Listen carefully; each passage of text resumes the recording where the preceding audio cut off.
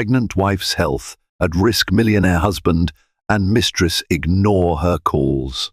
A single phone lay buzzing, abandoned on a glossy marble countertop in the hushed hallway of Lenox Hill Hospital. Outside, rain pounded the windows and the evening sky churned with ominous clouds. Inside, fluorescent lights flickered, illuminating rows of private rooms where expectant mothers clutched at hope and prayers. Among them was Catherine, strapped to a monitor in unimaginable pain, eyes fixed on the screen of her own phone. She tried calling once more, ring after desperate ring, yet no one answered. Fear clawed at her heart, for she was alone when she needed her loved ones most. Every beep of the heart monitor reminded her that her baby's life was hanging in the balance, yet the man who had promised to protect her was nowhere to be found. She pressed call again, tears pooling on her hospital gown. This would be the night everything changed forever. Catherine had grown up far from the glamour of Manhattan's elite circles. She was raised in a quiet Connecticut town where neighbors greeted one another and weekend picnics were a joyful norm. Though her parents weren't wealthy, they instilled in her the belief that genuine compassion and strong morals were more valuable than any fortune. From an early age, Catherine's dream was to become a school teacher who could inspire children, the way her own teachers had inspired her. When she finished her teaching degree, she moved to New York City. The city drew her like a moth to a flame. Its promise of boundless possibilities and cultural diversity captured her imagination. She found a job at a small private school, teaching third graders who challenged her every day in ways that made her laugh, cry, and ultimately feel more alive than ever before. Her humble but comfortable life revolved around her students, evening walks through Central Park, and an old studio apartment that had seen better days but held a charm she adored. One crisp autumn evening, during a friend's birthday party at a trendy lounge, Catherine met Alexander Cole. He was there on business, an informal networking event with real estate developers from London. Fate took a twist when he noticed her from across the room. Where others saw a simple, understated teacher, Alexander saw a gentle glow in Catherine that stood out against the brash backdrop of Manhattan's late-night scene. He approached her, offering a disarming smile and enough polite conversation to make her trust him. Alexander, at that time, was not just any businessman. He was being touted as the rising star of New York's real estate empire. His name appeared in society columns featuring exclusive parties in penthouses overlooking Central Park. People often said he was a man who possessed Midas's touch. Every project he handled turned into unimaginable profit. He was tall, with a confident posture, and that specific brand of quiet magnetism that wealthy power players often carry. Despite that, he seemed genuinely interested in Catherine's stories about her classroom, her dreams of writing children's books, and her volunteer work with underprivileged youth in Harlem. What Catherine didn't immediately see was the complicated life he left behind that night. She didn't see the many phone calls from business associates, the swirl of gossip that surrounded him, nor did she understand the web of acquaintances who traded money for influence and secrets for power. All she saw was a man leaning in, listening intently as she recounted how one of her students refused to color inside the lines and insisted that the sky should be green and clouds pink. They began dating casually, but Catherine quickly became an indispensable solace for Alexander. Where everyone else courted him for favors, positions, or financial gain, she cared about him as a person. She cared about his insomnia, his relentless workload, the pressure on his shoulders. She drew him into a world of simpler joys, a Sunday morning stroll through the park, homemade pancakes in a cluttered kitchen, late-night phone calls discussing hopes and fears instead of net worth and stock prices. Around 6 months into their relationship, He confessed he was deeply in love with her. He didn't do it over a fancy dinner or in one of those lavish rooftop gardens he frequently visited. He did it spontaneously, on a Saturday night, as they were binge-watching old sitcoms on her worn-out couch. With tears in her eyes, Catherine told him she loved him too. Within a year, they were married. Everyone said Catherine was the luckiest girl alive. Alexander spared no expense for their wedding, held at an ornate cathedral in the city. The reception was at a 5-star hotel, decorated with crystal chandeliers and thousands of white roses. Society page columnists fawned over the event, calling Catherine the fresh-faced teacher who captured the heart of the city's most eligible millionaire. But behind those dazzling images, Catherine was excited by something more precious, the idea of building a family with Alexander. She saw beyond the glam and recognized that, despite his wealth, he was a man searching for emotional grounding. Their first year of marriage was pure bliss. Catherine continued teaching, although Alexander suggested persistently that she quit and enjoy a life of leisure. She refused, maintaining that her work defined her and that her heart belonged to her students. It was one of the first serious disagreements they had, but they resolved it amicably. Alexander begrudgingly respected Catherine's devotion to her craft, even donating large sums to her school's arts program. Months passed, and their bond seemed to grow. They purchased a townhouse on the Upper East Side, near a cluster of private schools and tree-lined streets. Catherine loved the idea of rearing children in a safer, quieter nook of Manhattan. She and Alexander even talked about where to put the crib one day, how they might decorate the nursery.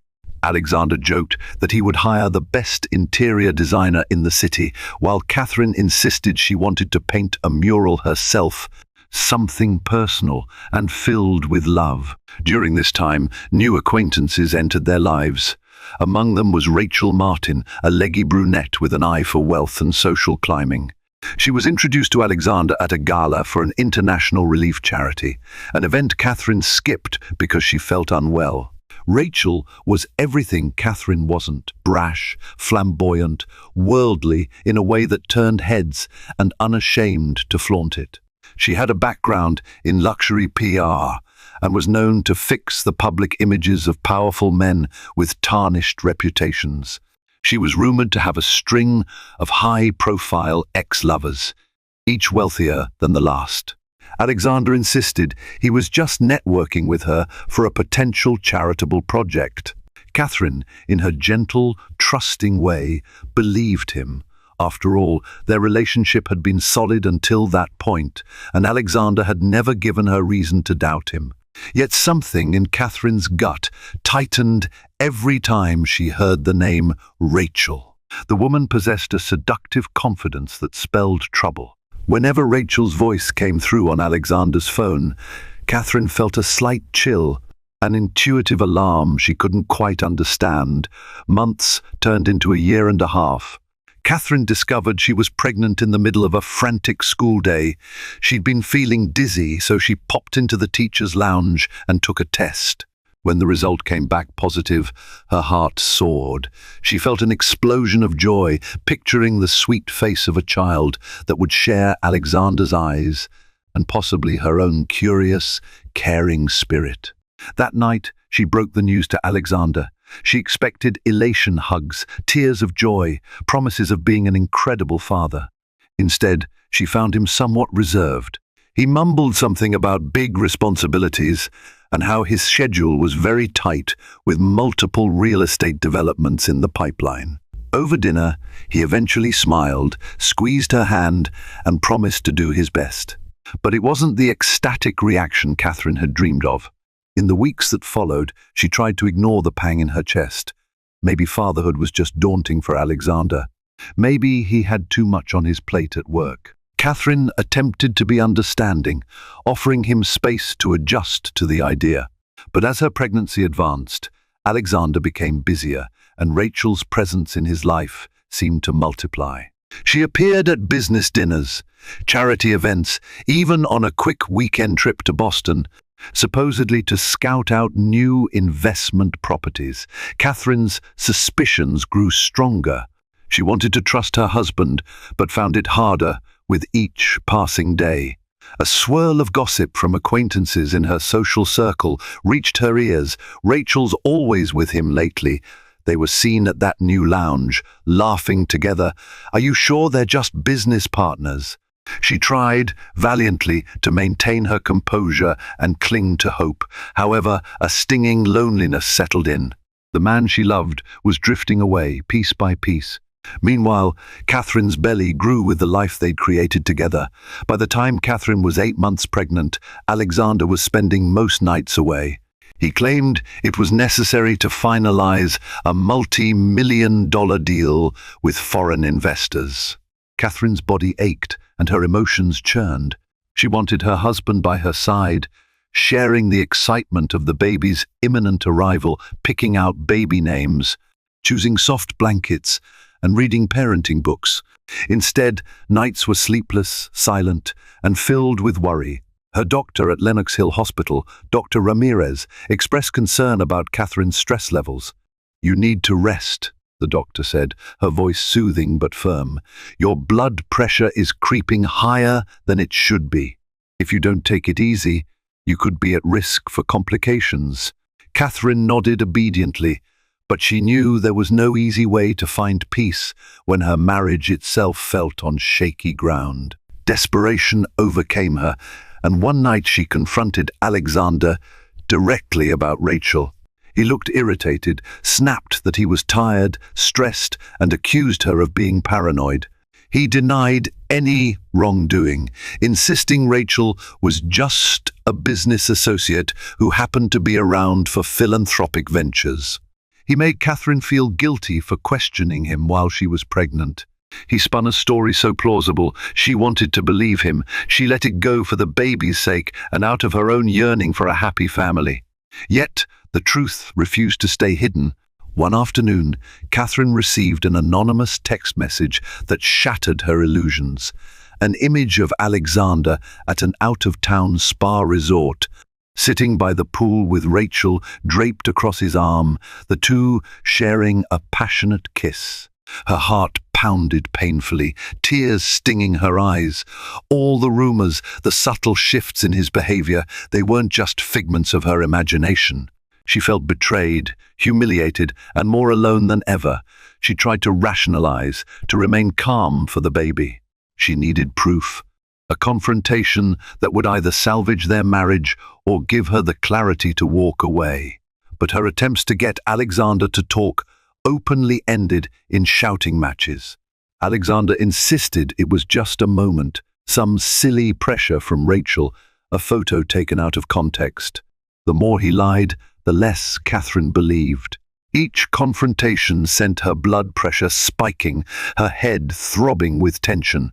On a stormy night, near the end of her 8th month, Catherine found herself in searing pain. It felt as though her abdomen clenched violently, her head swimming with dizziness. She tried to get out of bed, but the room spun. Frightened, she pressed her phone to call Alexander. He didn't answer. She tried again, voicemail. Panic rose in her throat. Eventually she dialed 911, barely able to articulate her address.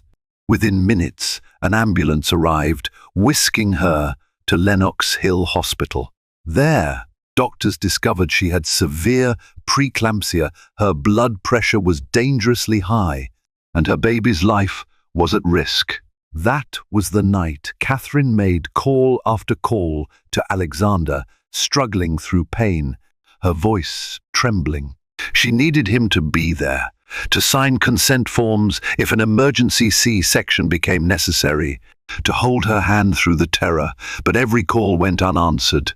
She found out later that Alexander was at a private party in a hotel suite across town, celebrating the finalization of a multi-million-dollar real estate deal with Rachel Martin at his side. He'd set his phone on silent mode. Hours passed, every second a brutal test. The doctors prepared Catherine for an emergency procedure, hooking her up to IVs, monitoring the baby's heart rate, and nervously conferring in hushed voices. Catherine clutched her phone, tears soaking her hospital gown, begging for a miracle. And still no answer from Alexander. At last, the surgeons performed a C-section to save both mother and child. Catherine's daughter, whom she later named Ava, was born under bright surgical lights, her tiny cry echoing in the operating room. Catherine only caught a glimpse of her before exhaustion overwhelmed her. She drifted into unconsciousness, heartbreak mingling with relief that her child was alive. In the days that followed, Catherine recovered in a private room. She had no visitors except for a few concerned colleagues from the school and a neighbor who found out about her condition. Alexander was nowhere to be found. News eventually reached Catherine that Alexander had left the city for a business retreat with Rachel in the Hamptons. The knowledge cut Catherine like a knife, but she was still too frail from surgery and the complications to take any drastic steps. Weeks passed. Catherine tried to focus on baby Ava, cherishing the soft coos and the warmth of her daughter's little body against her chest. Yet sorrow gnawed at her heart. Not once had Alexander come to see the baby or even called to ask about her health. The hospital bills, though covered by insurance and their shared resources, piled up, each one a reminder of the lonely vigil she endured. Meanwhile, Alexander fell deeper under Rachel's sway. The two flaunted their affair, making appearances at exclusive clubs. Paparazzi sometimes snapped photos of them leaving fancy restaurants, their smiles confident and unapologetic. If Alexander thought about his new daughter, he didn't show it publicly. Catherine heard from mutual acquaintances that Alexander was living it up, freed from the burdens of fatherhood and an ailing wife. But karma has its own sense of timing and retribution. In Alexander's case, it arrived in the form of a failed offshore real estate deal that threatened to dismantle his empire. The deal, orchestrated partially by Rachel's connections, turned out to be riddled with corruption. Government officials from a European nation were involved in a bribery scandal, and Alexander's name was all over the leaked documents. As the scandal grew, negative press hounded him. Sponsors dropped out of his projects, investors pulled their money, and lawsuits loomed. Rachel, sensing the tide turning, distanced herself. She claimed she was only a consultant and had no knowledge of any illegal dealings. Rumors spread that she had introduced Alexander to the corrupt officials, then quickly removed her name from any official paperwork. Alexander was left scrambling to protect his assets, find new investors, and mitigate the fallout. Catherine watched from a distance, nursing her newborn in a small apartment she'd moved to after leaving the townhouse. She was stunned by how quickly the empire Alexander had built was collapsing. A part of her felt pity, after all. She had once loved this man deeply. But the raw hurt remained, reminding her of every moment he ignored her calls and every way he betrayed his vows. Unexpectedly, Alexander showed up at Catherine's doorstep one dreary morning. His eyes, once filled with unwavering confidence, were now clouded by panic and remorse. He apologized profusely, claiming he had been under immense pressure, that Rachel had manipulated him, that he still loved Catherine and wanted to meet his daughter. Catherine let him in but remained guarded. She introduced him to Ava, now 3 months old and starting to babble. The sight of the baby brought tears to Alexander's eyes, but Catherine stood firm. She listened to his pleas for forgiveness and claims of renewed devotion. He wanted them to reconcile, to become a family, especially now that the world seemed to turn against him. But Catherine had changed. The crisis of her hospitalization, her lonely nights, and the heartbreak of discovering his affair had transformed her. She listened quietly as Alexander laid out his regrets, his explanations, and his promises. She considered the memory of that fateful night at Lenox Hill Hospital, how she almost died, bringing Ava into the world, while her husband and his mistress partied the night away. In the midst of his rambling, Alexander also let slip that Rachel had vanished, with a significant sum of money funds. Alexander had entrusted to her for a charitable initiative. He suspected she'd left the country to avoid the scandal, taking everything she could. To Catherine, it sounded like cosmic justice. The very woman who'd stolen him away in Catherine's most vulnerable time had now stolen from him at his most vulnerable time. The irony was almost too bitter to taste, but Catherine reminded herself that her priority was her daughter, not revenge. Faced with an oncoming avalanche of lawsuits, frozen bank accounts, and an empty house, Alexander tried to rely on Catherine for emotional and possibly financial support. Though she had no illusions about his motives, Catherine was compassionate by nature. She allowed him to see the baby, but she made it clear she could no longer be his wife in the way she once was. Alexander tried to strong-arm her with the legal system, threatening that if she did not assist in preserving some of his assets, he would seek sole custody of Ava. His threats were a desperate, clumsy attempt to maintain control, but Catherine, who once might have cowered before such intimidation, had grown braver. She knew the courts wouldn't look kindly on a man who abandoned his pregnant wife in the hospital. Moreover, she had evidence of his affair and his lack of involvement in Ava's life. Instead of fear, she felt a fierce protectiveness. She quietly called her parents, who then introduced her to a family law attorney in Connecticut. The next few months were an arduous legal battle. Alexander's empire crumbled further as more incriminating evidence of corruption and bribery surfaced. Rachel, from wherever she was, leaked additional documents that pinned much of the blame on him. The legal machine closed in, and Alexander found himself paying massive settlements to avoid criminal charges. The once proud real estate mogul, who had soared among New York's most elite, was stripped down to a shadow of himself. Catherine, meanwhile, reclaimed her life. She had taken time off from teaching to focus on Ava's infancy, but she maintained close relationships with her colleagues and principal.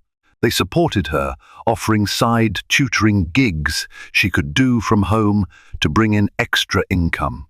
It wasn't easy raising a baby alone, but Catherine found unexpected strength in motherhood. She discovered a power within her that far surpassed any heartbreak Alexander inflicted. One surprising ally emerged during this time: Alexander's father, Gerald Cole. He was an older man with a heart condition who had never fully approved of Catherine believing. She lacked the pedigree for his son. However, after seeing the scandal unfold and learning how Alexander had abandoned Catherine, he felt a pang of guilt. Gerald reached out, offering financial support specifically for AVA's care. He stated he would put money in a trust, ensuring Catherine didn't have to fight with Alexander for child support. Catherine was wary, but after thorough legal vetting, she accepted the arrangement, grateful that at least Ava would have a secure financial future.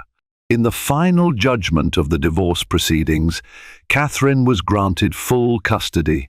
Alexander, facing mounting legal troubles and the collapse of his reputation, was granted supervised visitation rights at best. Catherine's attorney had compiled comprehensive proof of his neglect and unfaithfulness, along with hospital records of Catherine's complicated pregnancy and Alexander's absence during the crisis. The judge sternly admonished Alexander for his lack of responsibility. By that time, the press had a field day with the story: the millionaire who abandoned his pregnant wife while gallivanting with his mistress, only to lose nearly everything in a corrupt real estate deal. There was a bittersweet sense of closure. Catherine walked out of the courthouse, baby Ava in her arms, feeling a rush of cool autumn air that seemed to blow away the remnants of her old life. She looked up at the steel-grey sky of Manhattan, recalling how she had once stood in awe of its towering structures and unstoppable pace. Now, she felt different, less naive, perhaps, but no less determined to face the future. Alexander spiraled into a depressive state. He hopped from one cheap apartment to another, trying to keep out of the paparazzi's camera lenses. He no longer had the funds to maintain a luxurious lifestyle, and many of his former associates wouldn't return his calls. He'd become a pariah in the city he once ruled. Meanwhile, Rachel's whereabouts remained unknown. Whispers indicated she might have gone to Europe or Asia, living off the money she'd siphoned away. Some believed she would resurface when the legal dust settled, but no one could say for sure. As the months turned into a year, Catherine regained her footing. She returned to teaching part-time when Ava was old enough to stay with a trusted babysitter.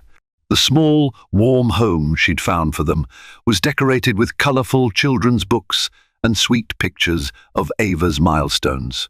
Those who saw Catherine now described her as radiant, a woman who had faced despair and emerged stronger. She often thought about that fateful night at Lenox Hill Hospital, the calls that went ignored, the panic that nearly swallowed her, and the miracle of her daughter's survival. Through that darkest moment, she had found her own inner light. Catherine also took a bold step. Inspired by her experiences, she began writing a series of children's books focusing on courage, kindness, and resilience. Her principal, colleagues, and even parents of her students took an interest, helping her promote these stories. The small publishing deal she landed was enough to ensure that her lessons in perseverance and love would reach children beyond her own classroom. She dedicated her first book to Ava, who in her mother's words was the greatest testament to hope and second chances. Meanwhile, Catherine's attorney forwarded a letter one day, a rambling apology from Alexander. He wrote that his life was in shambles, that he recognized how he had failed both her and Ava. He wrote he was entering a rehabilitative program for individuals facing emotional and mental crises. He asked if there might be any chance to see Ava again, to become part of her life in a more meaningful way. Catherine read the letter with a mixture of sadness and compassion. She had no desire to bar him from Ava's life if he truly changed, but she also knew that trust was earned, not given freely. Through her attorney, she allowed limited visitation for Alexander, supervised by a professional caretaker, every other month. During their first arranged visit, Catherine saw Alexander outside the therapy center in Midtown. He was thinner, with dark circles under his eyes. He seemed subdued, humbled. He broke down crying when he saw baby Ava, who stared up at him, full of curiosity but no recognition for the man who was her father. Catherine stood aside, determined to protect her child's emotions first. She remained polite, yet distant. Alexander spent the hour trying to bond with Ava, reading her a little story, fumbling with toys as he fought back tears. While the meeting was heartbreaking in its own way, Catherine also sensed something genuine in Alexander's remorse. With time, a form of equilibrium emerged. Alexander continued therapy, grappling with his shattered pride and regrets. Catherine, for her part, focused on giving Ava the stable, loving childhood she deserved. She reminded herself daily that forgiveness is not for the other person, but for oneself to release the burden of anger. Still, it would be a long road before she might consider truly forgiving him.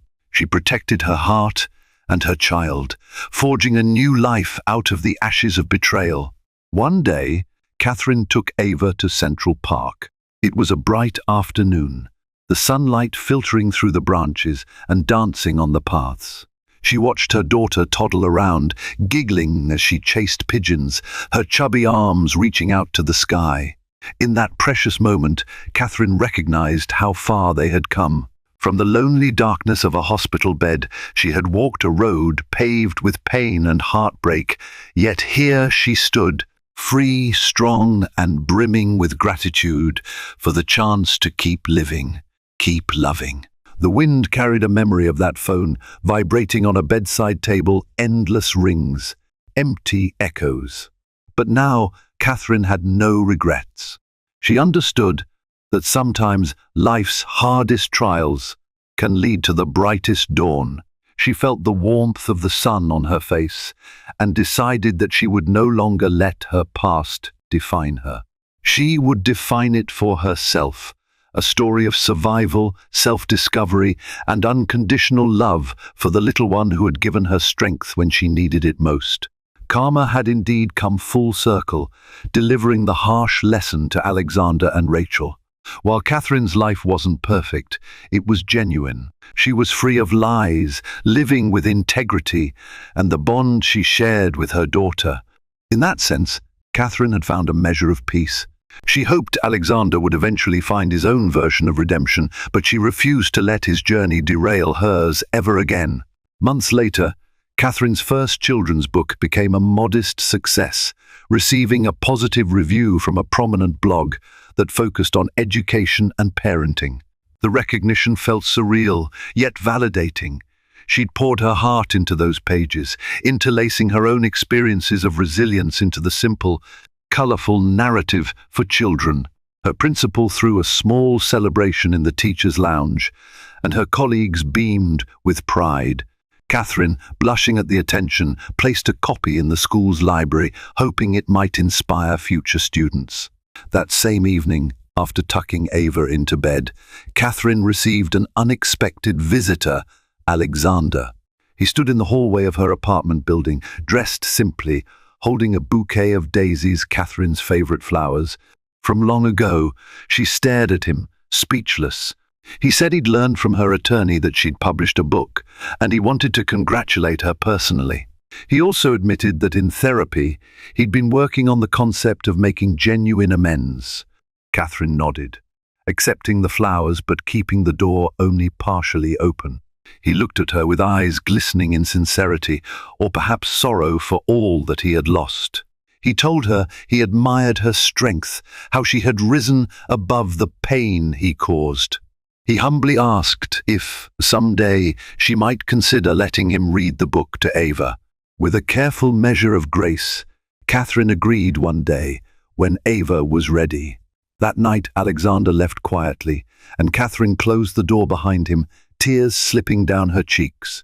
It felt like a step forward, but also a reminder of boundaries she had every right to maintain. Over the next few months, Catherine continued forging her path. She balanced motherhood, part-time teaching, writing, and a blossoming sense of self-worth. She formed new friendships with other single mothers who understood her journey. The memory of the hospital became a scar, not necessarily ugly, but a sign of survival. Every time she walked those halls for a routine checkup for Ava, she recalled the pang of betrayal when her calls to Alexander went ignored. Yet each step reminded her she had come far beyond that despair. Word reached Catherine that Rachel had been spotted in Dubai, living off ill-gotten funds, but also under investigation by international authorities. Another tidbit of karma. Catherine tried not to dwell on it. After all, she had an entire future to focus on, hers and Ava's. It was enough to know that each time someone acted out of selfishness or cruelty, they set a chain of events in motion that would eventually return to them. 1 year merged into 2. Catherine found a renewed sense of purpose. She wrote another children's book, this time emphasizing empathy and the power of sincere apologies. Critics commended her storytelling, calling it empathetic and heartfelt without being preachy. Sales picked up, and soon Catherine had an agent reaching out with bigger publishing opportunities. She felt life unfolding in a beautiful, unexpected way, something she could have never imagined while lying alone in that hospital bed. Occasionally, Alexander appeared to see Ava under the court-approved conditions. Each visit was still difficult. Ava, at first, was shy around him. Slowly, she grew more comfortable, allowing him to read picture books to her. Catherine monitored these meetings from a safe, emotional distance. She noticed how Alexander tried to show genuine kindness, a stark contrast to the cold, indifferent man who ignored her calls during her crisis. Therapy, losses, and the threat of legal consequences had humbled him. Was it enough to undo the past? No, but Catherine decided it was enough to give her daughter a chance to know her father at least in a carefully controlled environment.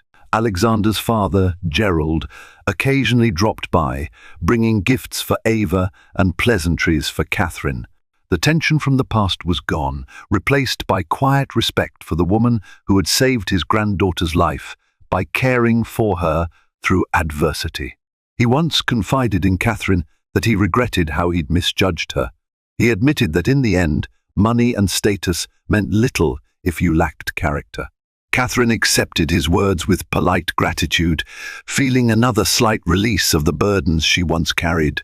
The entire ordeal, from betrayal to heartbreak, from near-death hospital scares to the slow rebuilding of her life, had shaped Catherine into a wiser, stronger individual. She recognized that sometimes love alone isn't enough to prevent harm or heartbreak.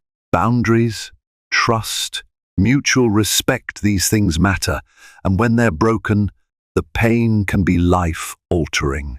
But she also learned that one can rise from the ashes, forging a life richer in substance and love than before.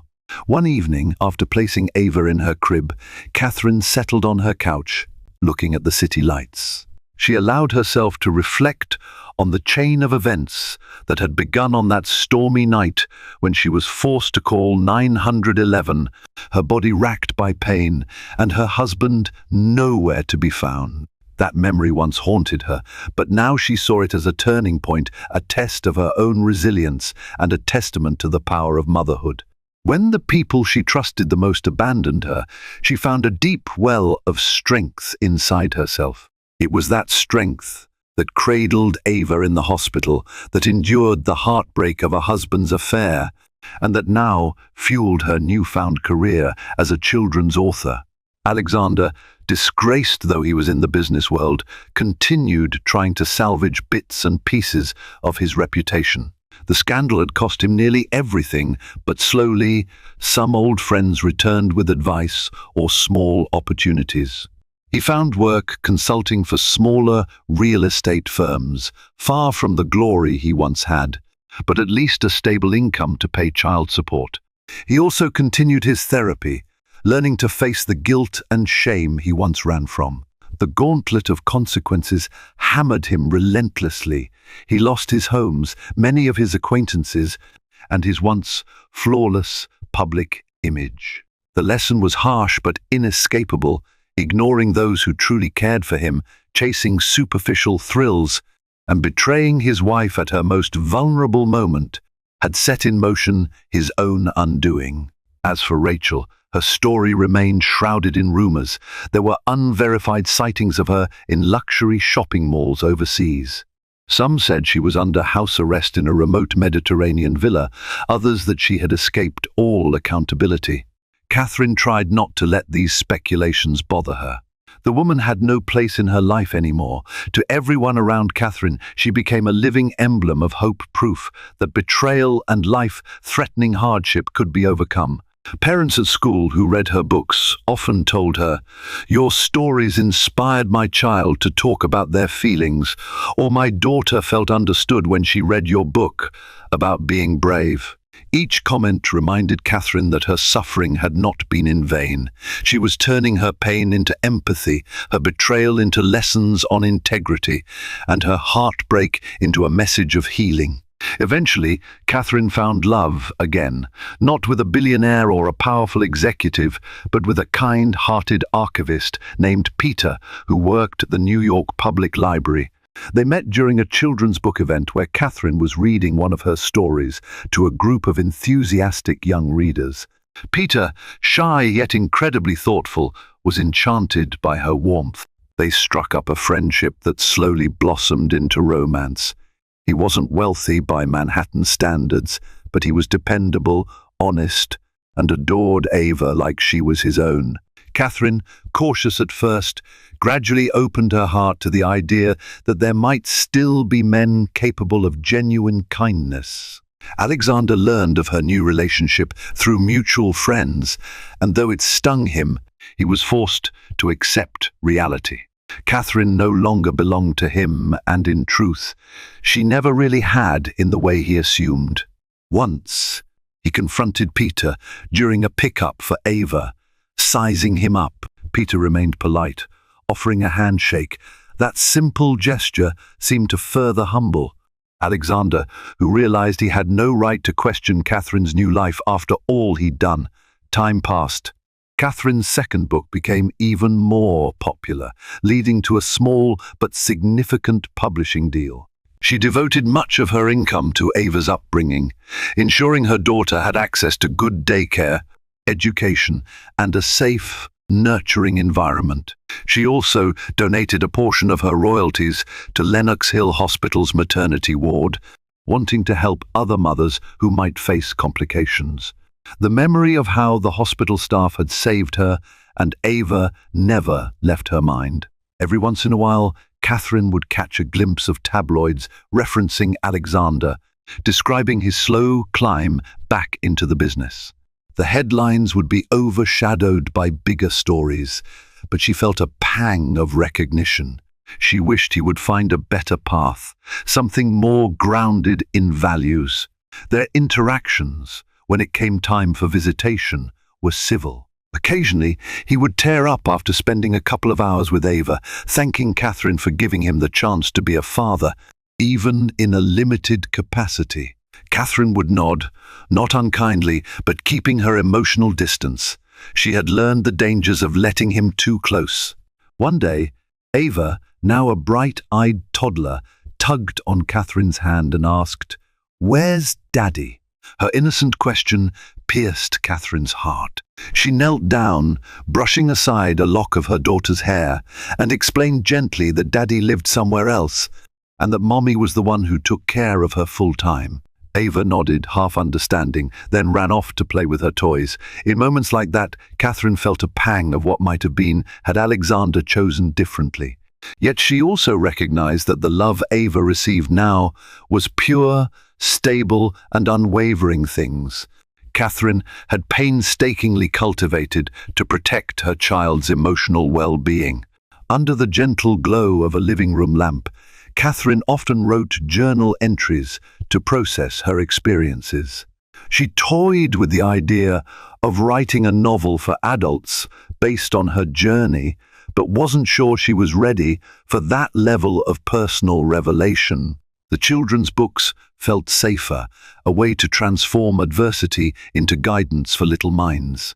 Someday, when she felt healed enough, she might write the full story. For now, she found contentment in her routine, waking up early to feed Ava, heading to the school for her part-time teaching, returning home to create new illustrations or storylines, and in the evenings enjoying dinner with Peter, who had become a welcomed presence in their little family. Each day she walked forward, further away from the pain, yet she never allowed herself to forget the lessons learned. She was stronger now, and ironically, she had Alexander's betrayal to thank for that. In the middle of winter, when a light snow dusted the city, Catherine visited Lenox Hill Hospital with a check for the maternity ward, part of her latest donation.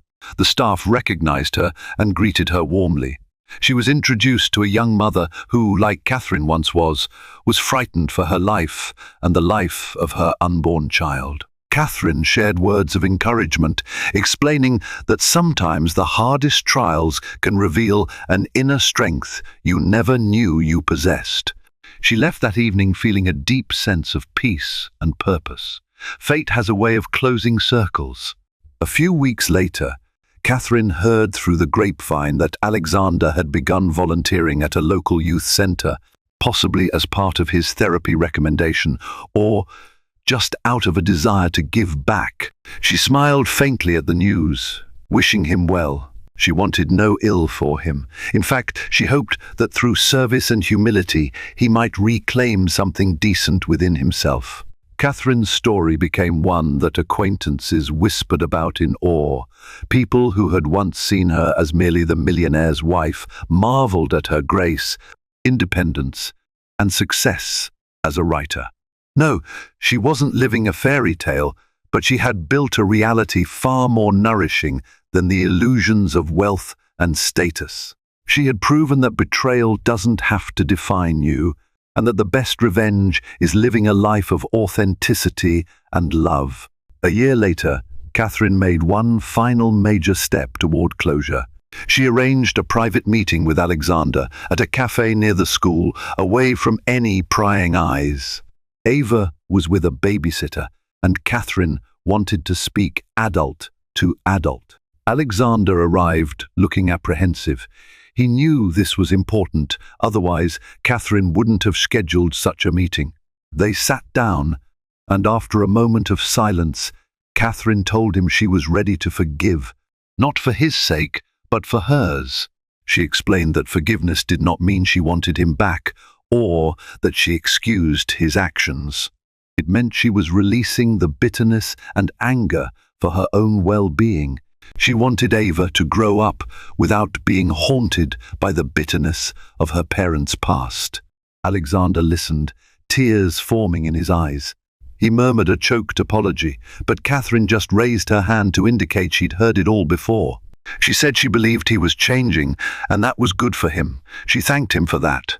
With those words, she left the cafe, stepping back into the bustling city, feeling a weight lift off her chest.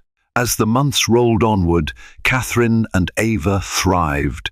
The children's books soared to modest but meaningful success, and Catherine found happiness with Peter.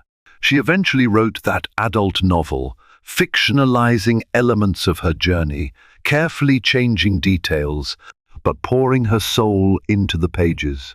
When it was published, it resonated with many readers who had faced betrayal or unexpected life crises. Catherine's name became a small beacon of hope in literary circles that appreciated stories of female resilience. And so, from that agonizing night in Lenox Hill Hospital, when calls went unanswered and her life teetered on the brink, Catherine emerged as a testament to unyielding courage. She showed how betrayal, though devastating, could be a stepping stone to profound self-discovery and purpose. Yes, Alexander and Rachel had ignored her calls in her time of need. But Catherine had found a much more profound call, one to rise up, defend her child, and embrace her destiny as a teacher, author, and loving mother. Her story served as a cautionary tale to those who took loyalty and trust for granted, those who believed money could overshadow morals. It stood as a reminder that life's greatest wealth lies not in material possessions, but in compassion, integrity, and the power of love. And in the end, karma dealt its hand. Alexander lost the empire he'd built through arrogance.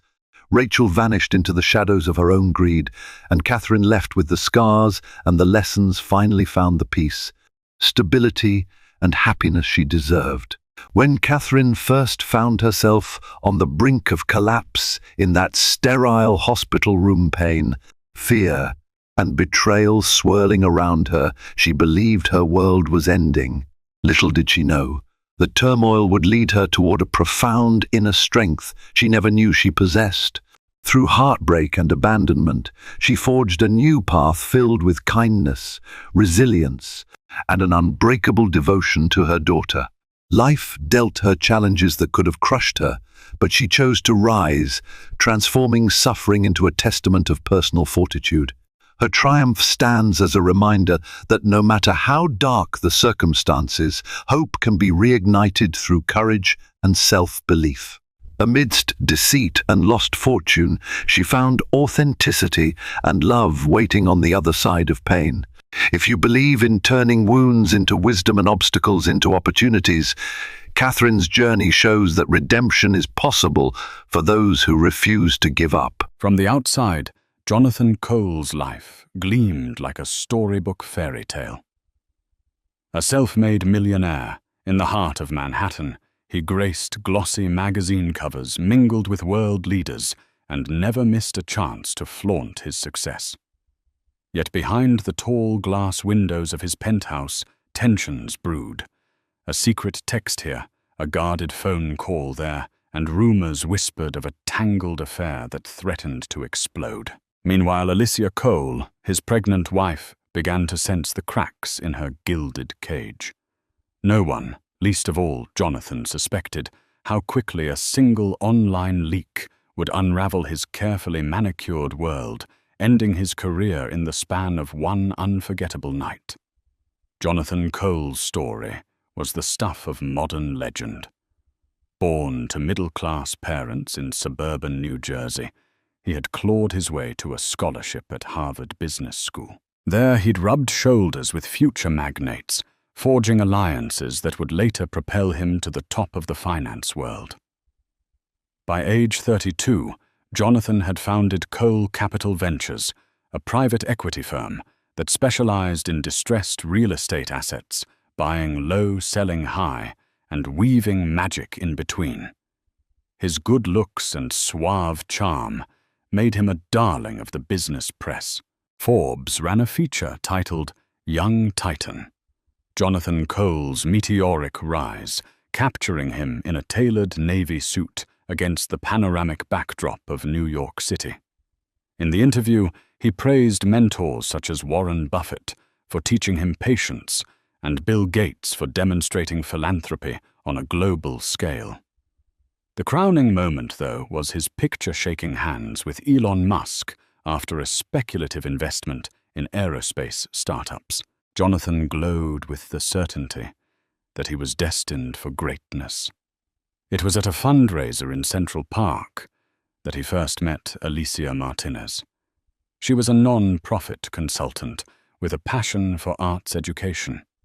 Where Jonathan's approach to conversation was slick and polished, Alicia's was empathetic and earnest.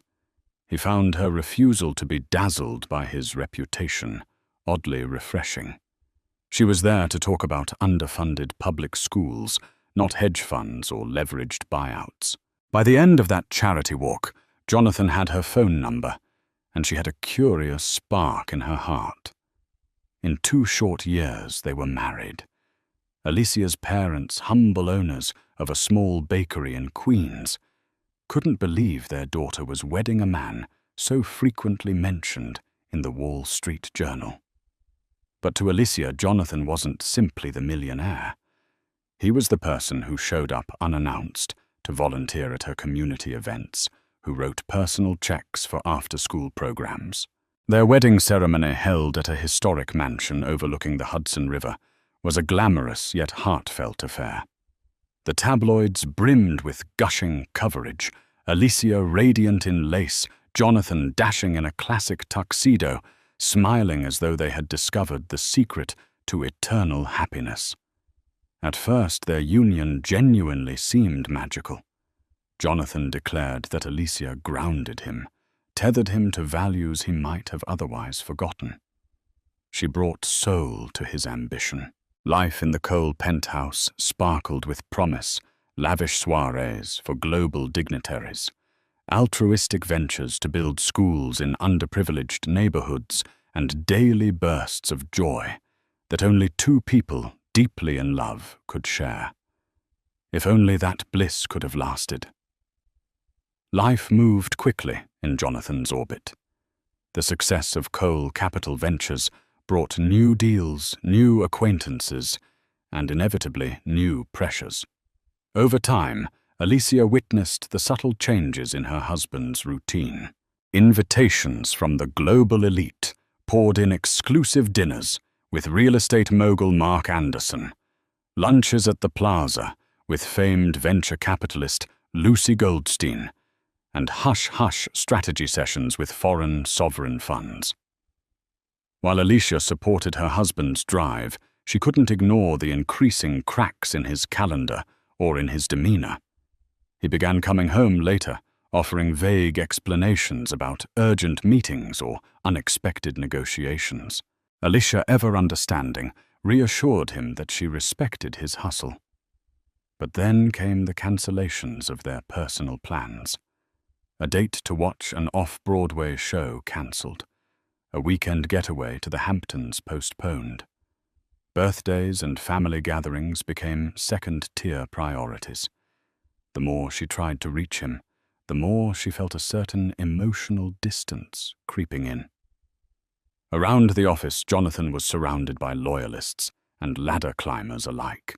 One of them was David Lynn, his longtime friend from Harvard and now partner at Cole Capital. David had witnessed Jonathan's evolution firsthand. He noticed subtle changes too: Jonathan's sharper edge during conference calls, the tension behind his charismatic smile during business pitches. Yet David trusted that a man as resourceful as Jonathan always had it under control. Among the staff at Cole Capital Ventures was also the bright and ambitious Veronica King. A recent Wharton MBA graduate, Veronica had made waves by closing a multi-million-dollar investment in green technology within her first year at the firm. Her intelligence and striking beauty made her a conversation piece at every corporate event. Jonathan lauded her as the future face of finance, praising her for deals that posted triple returns. He found in Veronica a reflection of his younger self, hungry, driven, and fearless. Still, none suspected that an alliance far different than business was about to form. At this point, Alicia had no idea who Veronica King truly was. She saw her name in passing on annual reports. Occasionally, Jonathan would mention Veronica's accomplishments, praising her for innovative thinking. Alicia would nod and smile, impressed by this rising star. In Alicia's mind, she was grateful Jonathan had formidable professionals like Veronica on his team. She never once suspected that the very power he admired in his protégé might be forging a dangerous temptation beneath their polished corporate veneer. As Alicia's pregnancy crept into her second trimester, she began noticing odd details. The first warning sign was a perfume scent she didn't recognize lingering on Jonathan's coat. She asked him about it casually, and he brushed it off, probably from a handshake at some networking event. Another red flag was how he protected his phone like a prized artifact, always face down, always locked with a new passcode. Late at night, she'd hear the faint buzz of messages, see the subtle glow of his screen as he typed back in the dark. Each time, she tried to rationalize away her concerns. This was the man she loved, who donated millions to build libraries in underserved communities, who cried at the birth announcement, who once surprised her on a random Tuesday with her favorite pastries from her parents' bakery. Infidelity seemed unimaginable. Yet Alicia's heart churned with a subtle, gnawing dread. Life in the Cole penthouse had become increasingly solitary. Although Jonathan had promised to limit business travel during her pregnancy, his schedule remained as frenetic as ever. Singapore, Dubai, Paris. He was always on the go, chasing new mergers or expansions. He rarely spent more than a couple of nights at home. When he did, he was restless, glued to emails or brainstorming calls. Alicia began to feel that the only presence she could truly count on was the baby she carried. Friends from Alicia's old neighborhood in Queens reached out with concern. They missed her visits the way she used to pop in for coffee and conversation. He's just going through a busy phase, she'd reassure them. In a way, Alicia was trying to reassure herself too. Still, doubt grew every time she caught sight of that mysterious perfume or saw a new bruise-like shadow under her husband's eyes from sleepless nights. Then Alicia found something chilling, a hotel receipt tucked in Jonathan's suitcase from a high-end resort in Turks and Caicos. The date overlapped with a weekend he'd told her he was in Boston, closing a deal. She tried to confront him, but lost her nerve. Could she have misunderstood? Was it a courtesy booking for a client or staff? Her mind ran in circles, seeking a plausible explanation. Little did she know the truth was far more insidious. Veronica King was not the sort of woman who blended into the background. With ebony hair styled in a sleek bob, she carried herself with confident ease. By day, she dazzled boardrooms with crisp financial analyses, commanding respect from colleagues twice her age. By night, she appeared in social columns alongside Manhattan's elite, her emerald dress shimmering under paparazzi flashes. She was rumored to have grown up in modest circumstances, determined to break ceilings, no matter the cost. One evening, Alicia found herself accompanying Jonathan to a charity gala, hosted by the Metropolitan Museum of Art. Proceeds would benefit underfunded art programs in public schools, an event that aligned perfectly with Alicia's passion. Upon arriving, Alicia felt the old sparkle of excitement hobnobbing with notable figures like gallery owners, educators, and philanthropic entrepreneurs. A group of Jonathan's colleagues from Cole Capital Ventures greeted them, among whom was Veronica. This was their first real introduction. "Ah, the legend herself," Veronica said, with a radiant smile, extending her hand to Alicia. "Jonathan speaks so highly of you, and all the wonderful work you do with school kids." Alicia returned the greeting, struck by Veronica's grace. She was everything Alicia imagined a high-flying finance star, to be polished, assertive, exuding an air of subtle power. When Alicia mentioned her involvement in drafting new arts curricula, Veronica listened attentively, nodding as though she truly cared. The conversation was pleasant, even warm. Yet Alicia caught a flicker of something unspoken between Veronica and Jonathan, a shared glance that felt too intimate, too layered with private meaning. Throughout the gala, Alicia couldn't shake the sense that eyes were on them, as if the rest of the guests sensed an undercurrent. She told herself she was imagining it, that she was just hormonal and overthinking, but a tiny voice inside her whispered, "Veronica King is more important to Jonathan than you realize." By the evening's end, Alicia felt unsettled. Jonathan excused himself to take a call, just when Alicia was beginning to share her feelings about an educational campaign. Veronica also vanished into the throng of socialites. Alicia sipped her sparkling water in awkward solitude, noticing a faint swirl of that same unfamiliar perfume drifting through the air. After the gala, Alicia began piecing together subtle patterns. Jonathan had singled Veronica out in so many conversations, praising her as a strategic genius, marveling at her ability to close deals in weeks that took others months. In the past, Alicia had been proud whenever Jonathan mentored bright up-and-comers. Yet with Veronica, the tone of his praise sounded tinged with personal adoration. One morning, Alicia found herself with a free schedule and decided to surprise Jonathan at his office with homemade pastries, his favorite almond croissants from her parents' bakery. It was a gesture she used to do often, back when everything felt normal.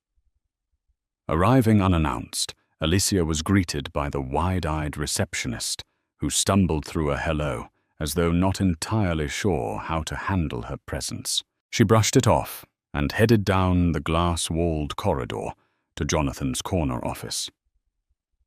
Outside his door, Alicia froze. Through the partial opening, she heard lowered voices. Jonathan and Veronica seemed to be in the middle of a heated discussion, but not in an angry sense, more like an emotionally charged conversation. Alicia didn't want to eavesdrop, yet she couldn't will herself to move. Then she clearly heard Veronica say, "We'll figure this out, Jonathan. I'm not giving up on you." A brief silence followed, and then Jonathan's voice, softer. "I know. Just not here." Alicia's heart hammered in her chest. She quickly retraced her steps and waited by the reception area, forcing a casual expression when Veronica exited the office moments later. Veronica paused in surprise upon seeing Alicia with the pastry box. "Oh, hi. I didn't know you'd be stopping by." Her voice carried an undercurrent of tension, though her face remained impeccably calm. Alicia's fingers clenched around the box as she managed a tight smile. Their brief exchange ended with Veronica slipping away in a swirl of designer perfume. Alicia approached Jonathan's office next. He greeted her with mild surprise and a forced grin. "Almond croissants, wow," he said, accepting the box. His eyes flicked to the door as if confirming Veronica was gone. Alicia asked if he was all right, and Jonathan dismissed it as office stress. The entire moment felt like a carefully choreographed dance with unspoken tensions swirling around them. That night, Alicia hardly slept, twisting the memory of Veronica's words over and over in her mind. "I'm not giving up on you." She remembered how intimate they sounded, like a promise between lovers rather than colleagues. Uncertainty blossomed, overshadowing even the joys of her pregnancy. She told herself she needed proof before leaping to conclusions that might destroy her marriage. Still, the seeds of suspicion had taken root, and the soil of her heart felt unbearably cold. Despite mounting worries, Alicia maintained her public smile as she accompanied Jonathan to another high-profile event, the annual City of Tomorrow Gala. Headlined by luminaries in real estate, tech, and philanthropy, it was a can't-miss affair for anyone jockeying for influence. Jonathan was especially eager to network with Tony McAllister, a legendary investor rumored to be launching a multi-billion-dollar fund. Alicia planned to share her vision for an educational project that integrated cutting-edge technology into underfunded schools, hoping to drum up philanthropic support. The venue was lavish, a 5-star hotel ballroom overlooking Central Park. Crystal chandeliers sparkled overhead, and violin music mingled with the hum of high-stakes conversation. Alicia wore a flowing cobalt gown, tailored to accommodate her growing baby bump. She felt both regal and uneasy, noting the stares from various acquaintances. She wondered if she was imagining the undertones of gossip in their voices when they greeted her. About an hour into the gala, Veronica King swept in, wearing a sequined emerald dress that seemed to catch every flicker of light. She joined Jonathan, who stood near a champagne fountain, exchanging pleasantries with Tony McAllister. Veronica's arrival sparked a shift in the air. Jonathan's posture straightened, and there was a palpable current of electricity as they spoke. Alicia approached, heart thudding. She joined the circle just in time to hear Jonathan praising Veronica. She single-handedly brought in an Indonesian sovereign fund for our latest project. Imagine what she'll do next year. Veronica laughed softly, thanking him, while shooting a quick, coded look in his direction. That fleeting glance felt like a secret confession. Tony McAllister then turned to Alicia, politely inquiring about her philanthropic interests. Seizing the opportunity, she shared her concept for bridging education gaps through advanced technology. Though Tony listened, Alicia sensed a general distraction in the group, as if her words were overshadowed by the silent drama swirling between Jonathan and Veronica. She pressed on regardless, determined to stand her ground. Partway through the evening, Alicia watched from across the ballroom as Jonathan and Veronica slipped out onto the balcony. Their silhouettes formed tense outlines in the moonlight. Alicia could almost feel the strain in their stances. When they returned, Jonathan was stone-faced, while Veronica looked tearful. The rest of the gala played out in a haze, Alicia's mind spinning with questions. Why was Jonathan risking such a public display if he truly had nothing to hide? On the ride home, Jonathan was silent. Alicia debated whether to confront him. Fear of the truth won out. She remained quiet, letting the hush fill the back seat like a suffocating blanket. One thing was certain: the veneer of their marriage was cracking fast. Weeks after the gala, Alicia woke one morning to a series of text messages from unknown numbers. Each one contained the same cryptic statement: "You deserve better. Check your emails." Shaken, she logged into her personal email account and found an anonymous note with an attachment. The note read, "He's not who you think he is. Trust me, I work with them. This has gone on too long. You should know." Hands trembling, Alicia opened the attachment. Her eyes widened at what she saw. Screenshots of phone call logs, countless late-night messages and photos from Veronica King, all addressed to Jonathan. Some were innocuous, referencing business deals, but others were clearly personal phrases like, "Missing you last night was unforgettable and can't wait until we're alone again," leaped off the screen. A wave of shock crashed over Alicia. She felt like she was floating outside her body, watching herself shatter. She reread the messages, searching for any plausible explanation besides the obvious. Perhaps they were fabricated, or maybe there was some context missing. Yet the depth and frequency of the conversations were undeniable. Jonathan had been carrying on a secret affair with Veronica, and someone inside Cole Capital or close to them had decided to expose it. Through her tears, Alicia tried to remain rational. She recognized some of the timestamps.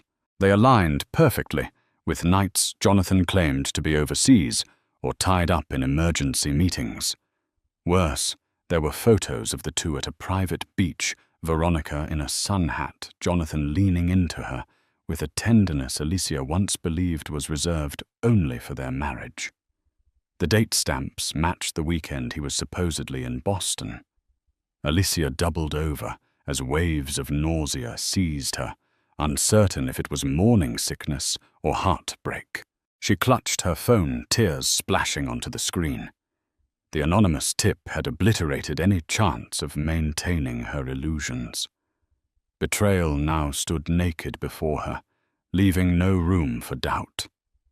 She scrolled through the messages again, feeling her grief transform into rage.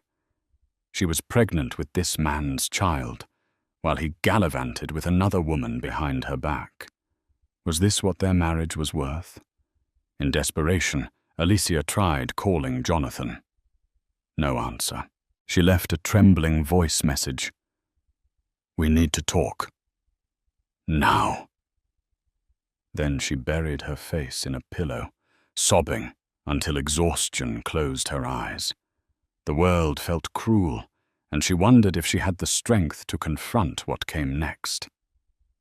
Jonathan returned home late that evening to find Alicia sitting on the living room couch, the glow of a single lamp illuminating her tear-streaked face. The instant he saw her reddened eyes, he knew something had changed. She said nothing at first, only holding out her phone.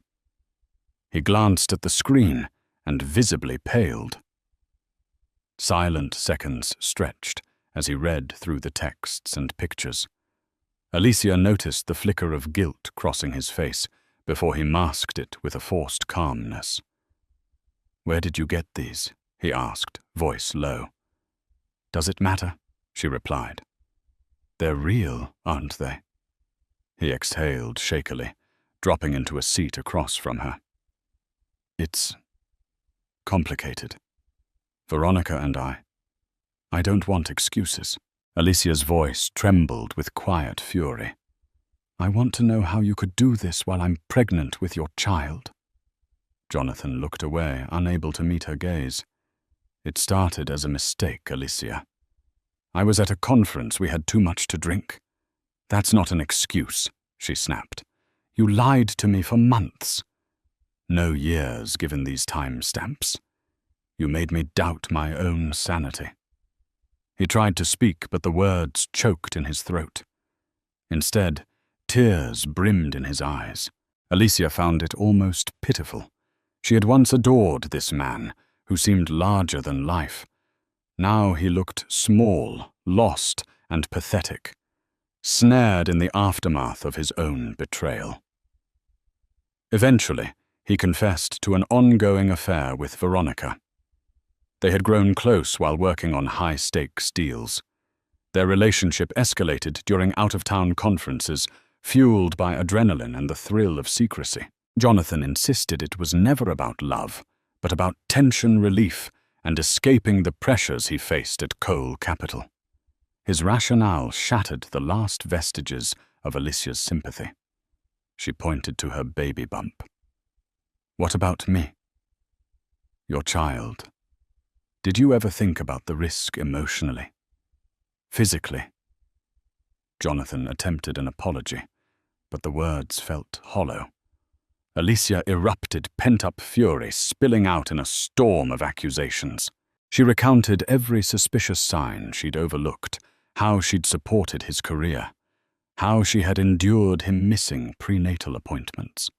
Underneath her anger lay a deep sadness for the life she thought they were building, a life that Jonathan had so casually betrayed. By the time the confrontation ended, Alicia felt emotionally gutted. Jonathan slept in his study that night, if he slept at all. She stared at her bedroom ceiling, tears soaking her pillow, wrestling with how to move forward. The next morning, she awakened to the knowledge that her heartbreak was only beginning, and so was Jonathan's downfall. In the days following Alicia's discovery, Jonathan scrambled to patch up his personal and professional worlds. He promised Veronica he would handle the situation, but that Alicia would always be his priority. He reassured Alicia that he would end the affair immediately, that he would do whatever it took to save their marriage. However, Alicia watched his panic with an air of detachment. Her trust in him was already shattered. Then came the social media explosion. One Monday morning, a popular finance gossip blog, The Street Whisperer, posted a scathing article, "Billionaire Jonathan Cole's Secret Affair, Exposed Exclusive Photos." The piece included leaked pictures of Jonathan and Veronica embracing in what appeared to be a private cabana at a tropical resort. The blog teased additional salacious details forthcoming. Within hours, major business news outlets like Bloomberg and CNBC picked up the story, albeit more cautiously. They framed it as a scandal-rocking Cole Capital Ventures.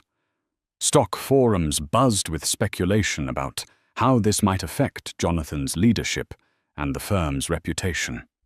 On Twitter, finance influencers dissected the ethical implications, with some calling for Jonathan to step down. Jonathan's phone lit up with calls from board members, investors, and perplexed clients. Even Lucy Goldstein, who had once praised him for philanthropic endeavors, publicly condemned his distraction from the greater mission of ethical business. The timing was disastrous. He had been on the cusp of finalizing a massive investment partnership with Tony McAllister. Now everything was in jeopardy. Alicia, reading the news coverage with weary eyes, felt a surge of anger. She had never wanted a public scandal. She would have preferred a private reckoning. But now that the world knew, she felt oddly vindicated. No longer was she alone in suspecting Jonathan's duplicity. Everyone saw it. Even so, she worried about the toll this uproar might exact on her unborn child. Less than 24 hours later, a video surfaced of Jonathan and Veronica walking hand in hand through a hotel lobby in Paris, laughing as though they didn't have a care in the world. The date stamp revealed it was just 2 months prior, around the same time Alicia had told him about her pregnancy. Public outrage soared and investors panicked. Jonathan's carefully curated brand, self-made entrepreneur, philanthropic benefactor, devoted husband, was crumbling under a relentless digital onslaught. In the midst of the uproar, Alicia received a second anonymous email. This time it contained receipts of hush money, transfers from Jonathan's personal account to an offshore entity with references to Veronica's name. The sender wrote, "He's been paying to keep certain things quiet. Thought you should know." Alicia's heart pounded as she examined the evidence. It looked like Jonathan had been funneling funds, possibly to secure Veronica's silence or cooperation. The sum was staggering enough to fund a dozen scholarships or a new arts program in any given school. The revelation further corroded Alicia's hope that Jonathan could ever be the man she once believed him to be.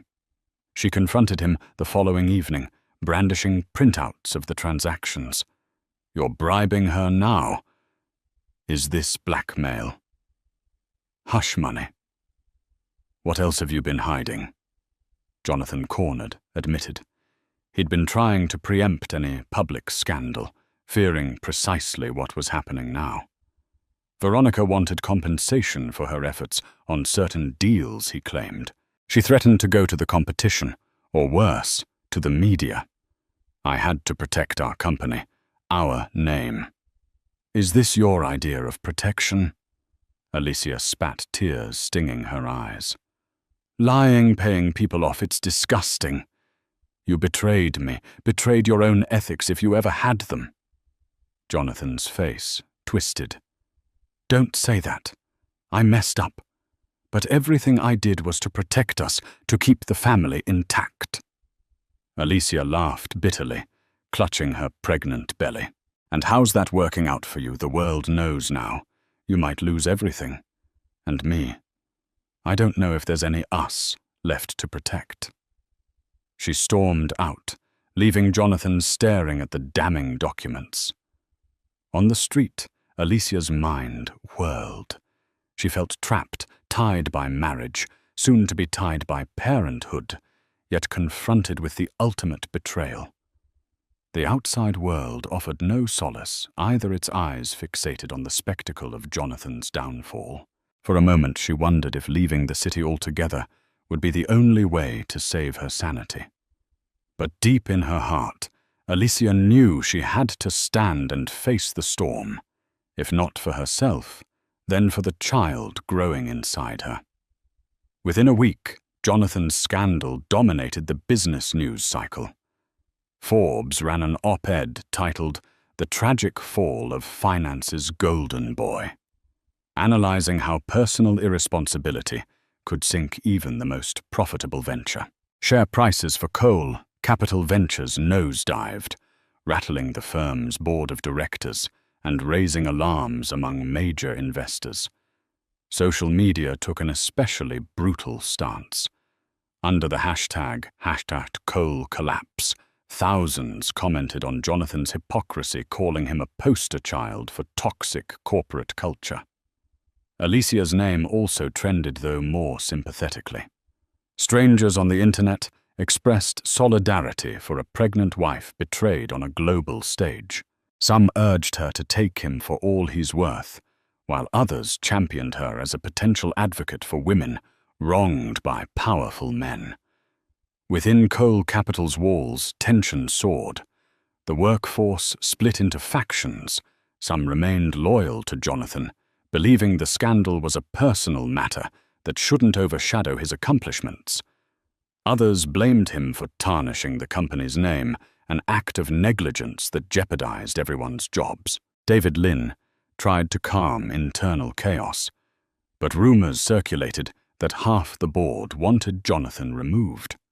Veronica, for her part, took a leave of absence, claiming stress from the public harassment.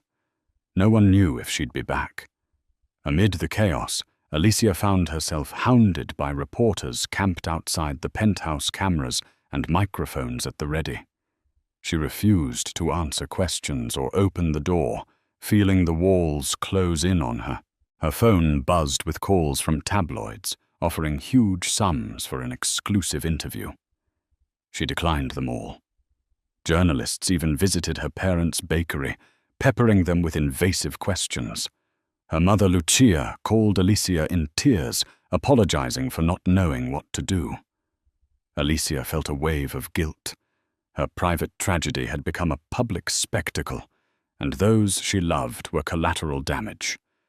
Deep inside, a new resolve formed. Alicia realized she had the power to shape her own narrative, rather than let the scandal swirl around her uncontested. She was the wronged, party she had a voice, and if she spoke, the world would listen. Whether that voice would bring healing or further destruction, she didn't yet know. But she was done sitting quietly, while Jonathan's duplicity overshadowed her entire life. During one sleepless night, Alicia stared at old photos on her phone. Her and Jonathan beaming at their wedding, her reading to children at the community center, him unveiling a giant check for a local library. The happy memories contrasted so sharply with the heartbreak she now endured. She felt betrayed not just by Jonathan, but by the entire facade of perfection they once presented. At some point, she scrolled through messages of support from friends, even strangers on social media. People urged her to fight to stand up for herself and her unborn baby. She mulled over the idea of making a public statement, something to reclaim her dignity, but also to call out Jonathan's actions without stooping to sensationalism. Her phone pinged with a text from an unknown number. "I'm sorry for what you're going through. If you need a platform to share your side, we have your back." Signed, Anna Brooks, women's advocate today. Alicia recognized the name Anna Brooks as a well-known journalist and feminist advocate. Anna's open letters had previously brought attention to issues like wage gaps and domestic abuse. The text felt genuine, a rare sign of compassion in a media landscape that often thrived on sensationalism. Alicia's heart pounded. Could she trust Anna to handle her story ethically? The next morning, Alicia called Anna. Their conversation lasted almost an hour. Anna listened without interruption as Alicia spoke of her heartbreak, her isolation, and her fears for her future. She clarified that her aim wasn't to harm Jonathan's career out of spite, but to stand up for her own life and child. Anna offered to arrange a press conference, a controlled environment where Alicia could present her perspective. No tabloid spin, no paparazzi ambush. Alicia agreed, though the decision left her trembling with anticipation and dread. That afternoon, Alicia met with a lawyer who specialized in marital law. She wanted to understand her rights, especially with a baby on the way. While part of her considered divorce, another part still grappled with the love she'd once felt for Jonathan. The lawyer recommended caution, explaining how a public statement might influence settlement negotiations or custody issues. Alicia nodded gravely, fully aware that once she spoke publicly, there would be no going back. In just a few days, Anna Brooks secured a small event space in Midtown, not far from Times Square. The press invite was circulated discreetly among reputable journalists and media outlets. The announcement was simple: Alicia Cole, wife of Jonathan Cole, to make a statement regarding recent events. Despite the short notice, the event attracted major attention. Producers from major networks like CNN, MSNBC, and even BBC reached out, eager to broadcast the story of a betrayed wife taking a stand against her millionaire husband. Anna Brooks handled logistics, ensuring Alicia would have privacy to arrive and depart without being mobbed by cameras. In the background, Alicia's lawyer hovered uneasy about how the press conference might affect legal proceedings. Still, Alicia was resolute. This was her narrative to tell. On the eve of the press conference, Alicia worked on her statement in a quiet corner of her parents' bakery, inhaling the comforting scent of fresh bread. Her mother brought her a warm mug of chamomile tea, gently stroking her daughter's hair. "You'll do what's right," Lucia whispered, eyes filled with motherly concern. Alicia's phone buzzed with a text from Jonathan. "Please don't do this. We can fix it privately. Think of our child." She stared at the words, bitterness surging. She typed back, "It's too late for that. You should have thought of our child before you betrayed us." Then she turned off her phone, refocusing on the words she planned to read before the world. Inside her, a swirl of emotions raged: heartbreak, anger, but also an underlying sense of empowerment. She was no longer the supportive wife in the background of Jonathan's success story. She was stepping forward, pregnant and wounded, but ready to claim her truth. Whatever happened next, she promised herself she would be honest, not just for herself, but for all the women who had reached out, telling her to be strong. A brisk wind blew through Manhattan on the morning of Alicia's press conference. Cameras were already set up by the time she arrived, escorted by Anna Brooks.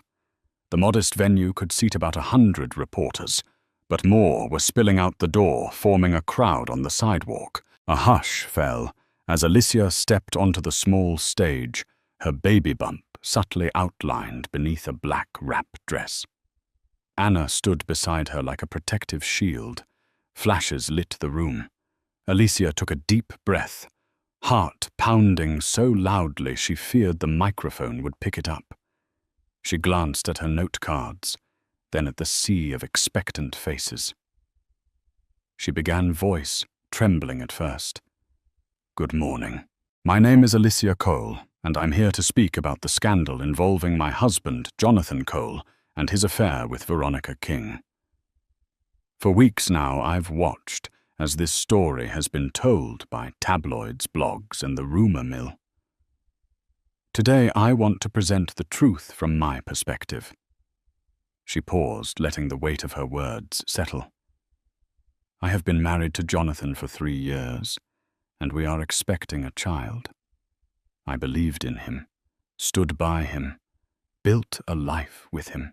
But I recently discovered, along with the rest of the world, that he was engaged in an extramarital relationship.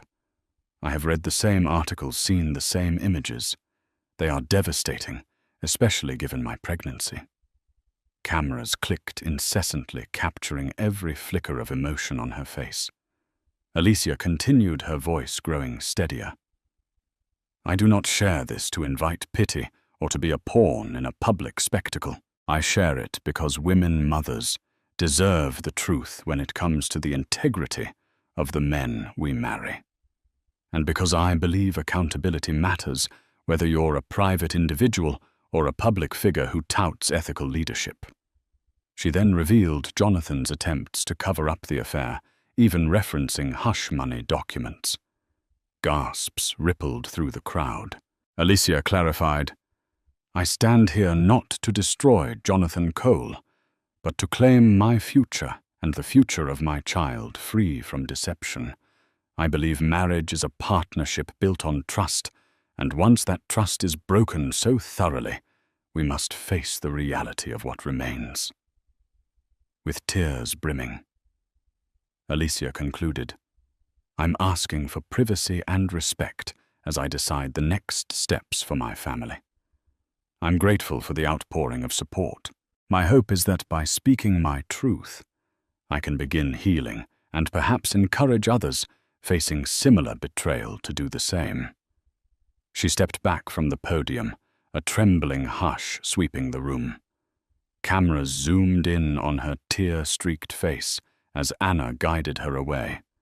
The press conference had lasted less than 10 minutes, but it was enough to ignite a media firestorm that would shake Jonathan Cole's empire to its core. The press conference footage went viral within hours, dominating TV headlines and flooding social media timelines.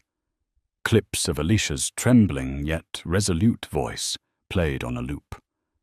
Hashtags like #Alicia Cole and #Truth4 Women trended globally.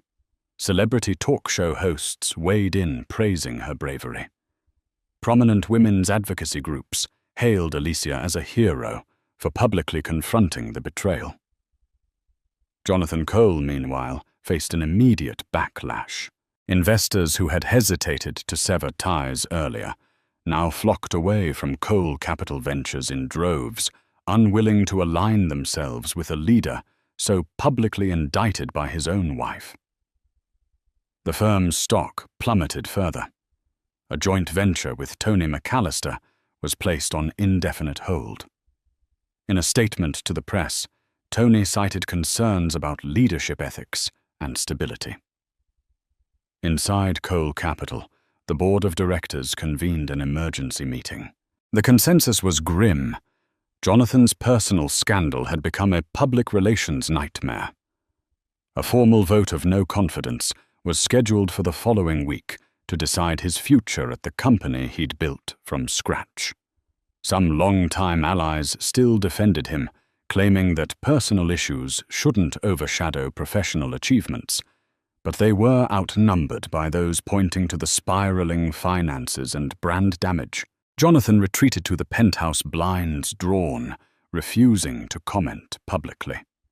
Even Veronica King was nowhere to be found, rumored to be on an extended stay in London.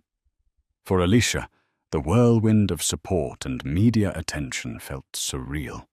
Every time she logged online, she saw strangers praising her courage, dissecting her press conference, or labeling Jonathan a monster. She had never wanted to be the face of a movement, but she felt a growing sense of responsibility to use the platform fate had handed her. In private, she grappled with heartbreak and anxiety about the future.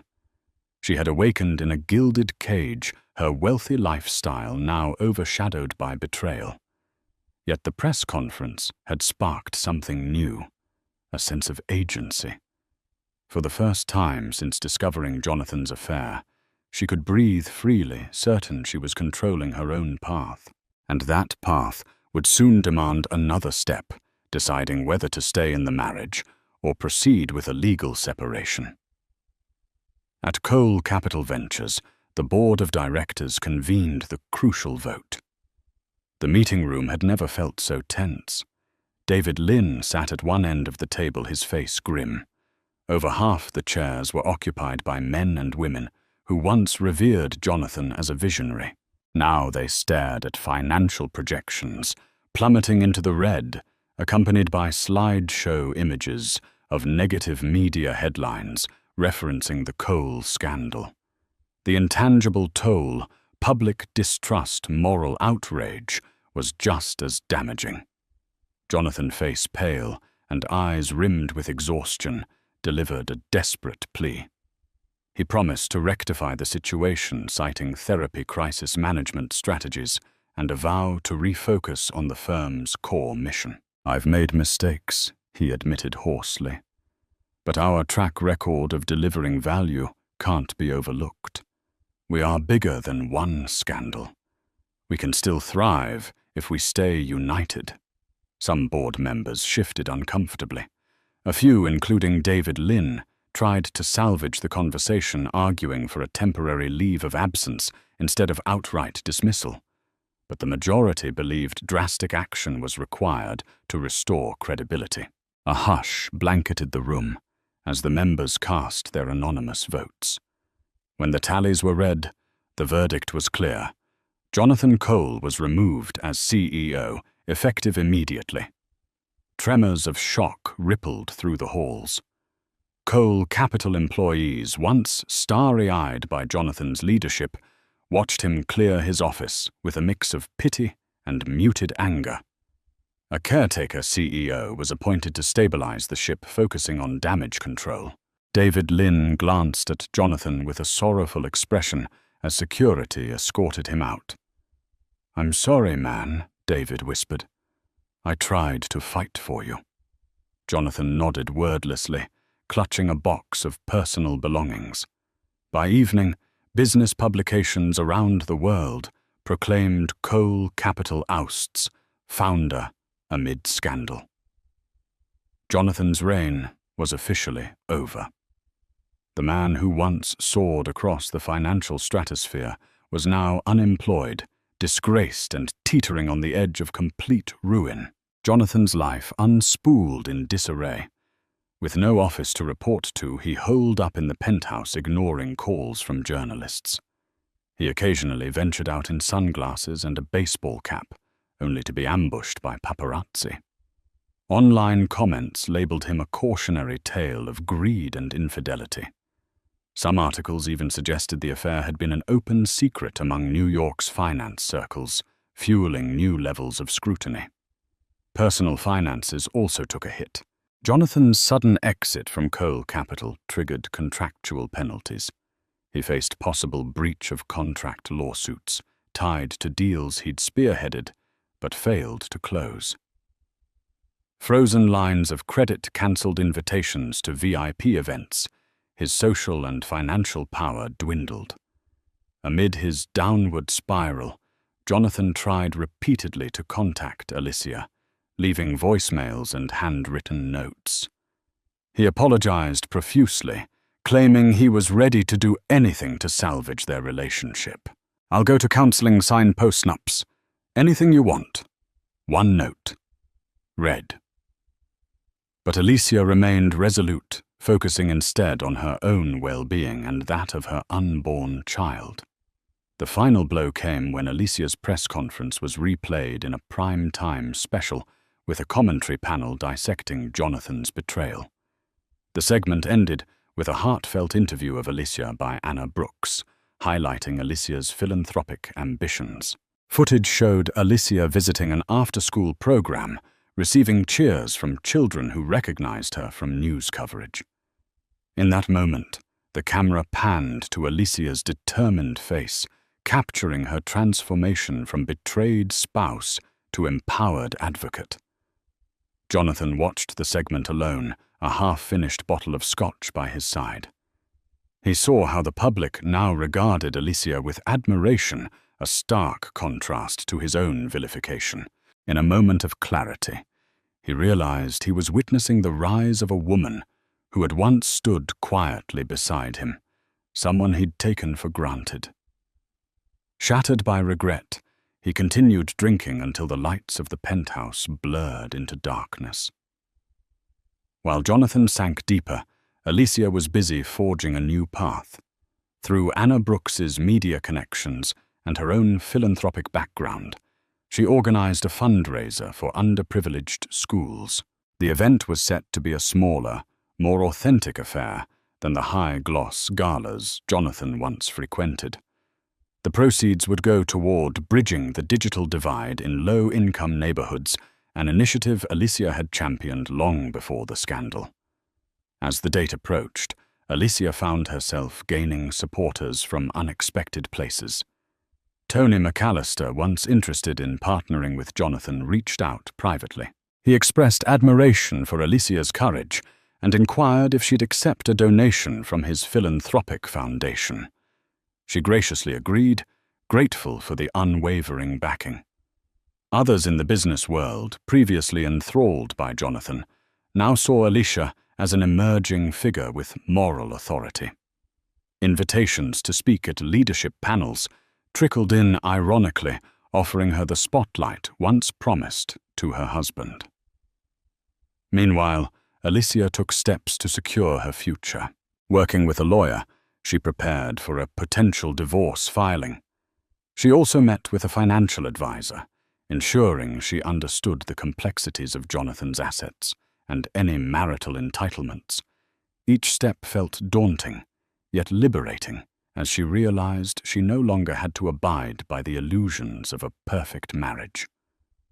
In a surprising twist, David Lynn approached Alicia discreetly. He apologized on behalf of Cole Capital, acknowledging that many within the firm admired her. "We know Jonathan's downfall was his own doing," David admitted. "We'd like to work with you in some capacity, maybe an advisory role on the philanthropic side." Alicia hesitated, uncertain about maintaining ties to an institution so entangled with Jonathan's betrayal. Still, she considered the possibility of effecting positive change from within. Days turned into weeks as Alicia balanced philanthropic planning, potential legal battles, and the emotional toll of pregnancy. Through it all, she maintained her composure, fueled by a sense of purpose. While part of her still grieved the betrayal, she also recognized a budding strength. Her identity was no longer solely Mrs. Jonathan Cole. She was Alicia Cole, a force in her own right. One brisk afternoon, as Alicia returned to her parents' bakery for a quiet meeting with donors, She found Jonathan waiting near the doorway, slumped against a lamp-post. He appeared disheveled, unshaven eyes bloodshot, wearing a crumpled blazer. The sight startled her, stirring both pity and residual anger. "Please," he said, voice strained. "Just a moment of your time." She considered walking past him, but compassion nudged her to pause. She let him follow her inside, where they settled at a back table amid the comforting aroma of fresh pastries. Lucia glanced over worriedly from the counter, but respected her daughter's privacy. Jonathan exhaled shakily. "I've lost everything, my job, my reputation. I can't lose you too. I know I don't deserve forgiveness, but I'm begging you to give me another chance." Alicia felt tears prick her eyes, though she kept her composure. "Another chance to do what? You've lied to me, cheated on me, humiliated me publicly."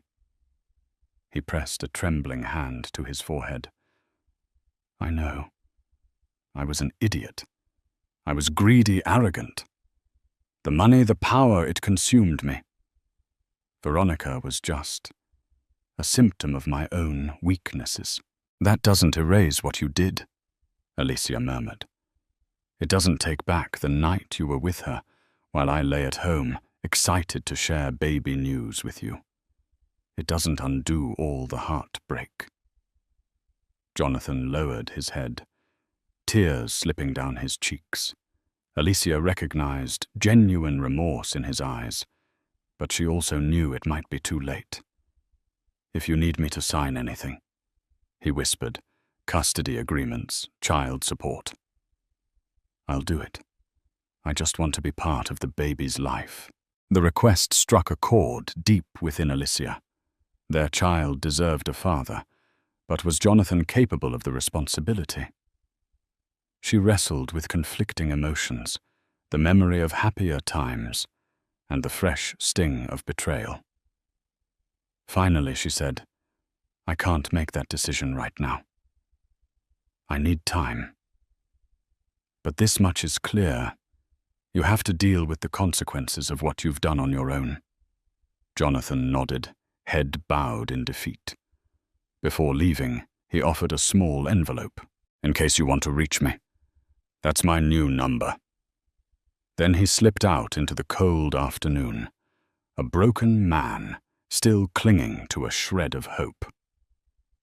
In the following weeks, Alicia immersed herself in planning her fundraiser, channeling her emotions into a cause that symbolized new beginnings. The event space was modest, a converted art gallery in Brooklyn, yet the atmosphere radiated warmth. Donors included local business owners, educators, and some philanthropic heavyweights. Alicia opened the evening by sharing her own story, not focusing on the scandal, but on the importance of forging a brighter future for the next generation. The fundraiser turned into a soaring success, raising more funds than Alicia had anticipated. Attendees praised her vision, and media coverage highlighted her commitment to positive change, contrasting starkly with Jonathan's tarnished reputation. Standing at the podium, Alicia felt a rush of empowerment. As she thanked the crowd, her hand drifted to her baby bump. She realized that in building a better world for others, she was also building a better world for her child. Not long after Alicia filed for legal separation, citing irreconcilable differences. The move was symbolic as much as legal, a declaration that she was no longer tethered to Jonathan's fate. Public interest in the scandal waned, replaced by fresh headlines as the news cycle moved on. Life was still challenging, but Alicia awoke each morning with a renewed sense of purpose, surrounded by supportive friends and family. As for Jonathan, rumors suggested he had entered therapy and was considering launching a smaller financial consultancy if he could find backers. Some whispered that he was volunteering at a youth center, seeking to rediscover the philanthropic spark that once defined him. Whether these rumors were genuine or just strategic, Alicia didn't know. Occasionally she thought about letting him be involved with the child, but she needed reassurance that he had truly changed. Alicia's belly grew, and so did her resolve. She had discovered her voice in the midst of betrayal, learning that her worth wasn't measured by a man's success or the illusions they spun together. The conclusion of this saga was not a bitter end, but rather the blossoming of her independence. She carried with her the lessons of heartbreak, the joy of impending motherhood, and a determination to rise above any scandal that dared to overshadow her future. The downfall of Jonathan Cole and the rise of Alicia Cole stand as a testament to life's unpredictable turns. A single leak online dragged a powerhouse billionaire into ruin, yet it also became a spark for his pregnant wife to find her voice, her mission, and her freedom. Betrayal can devastate, but it can also illuminate truths we've long buried.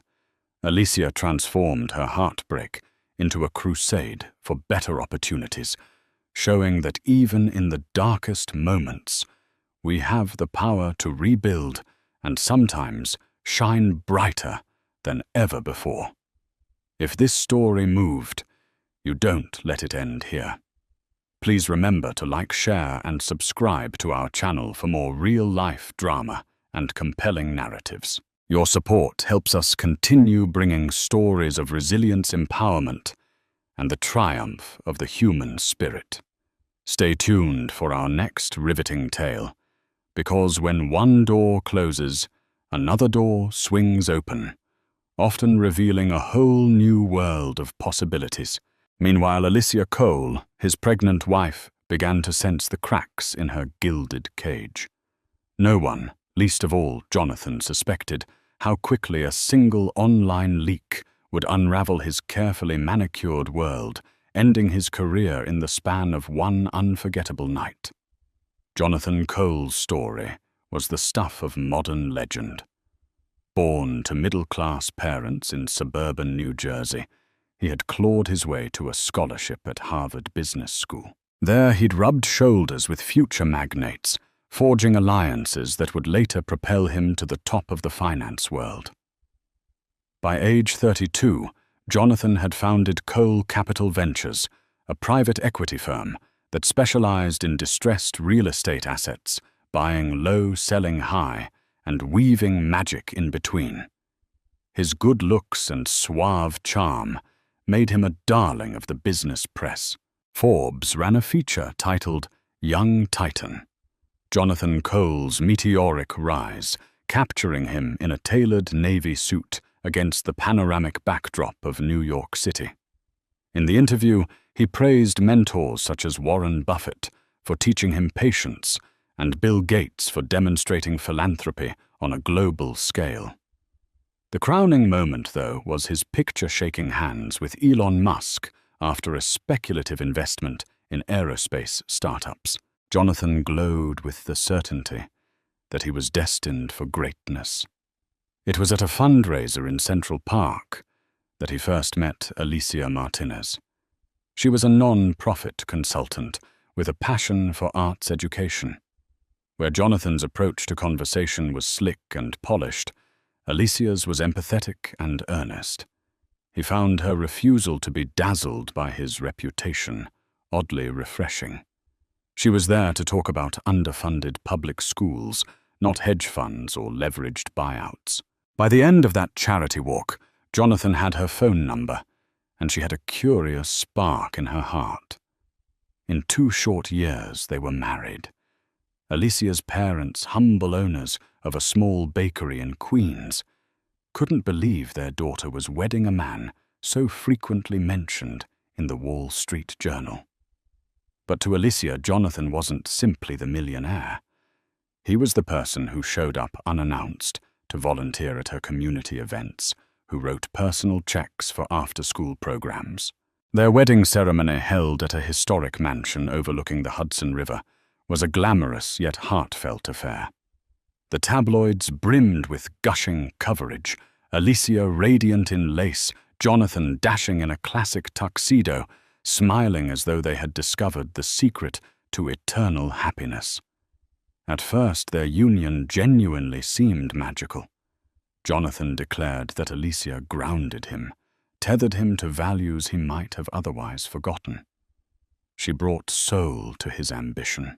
Life in the Cole penthouse sparkled with promise, lavish soirees for global dignitaries, altruistic ventures to build schools in underprivileged neighborhoods, and daily bursts of joy that only two people deeply in love could share. If only that bliss could have lasted. Life moved quickly in Jonathan's orbit.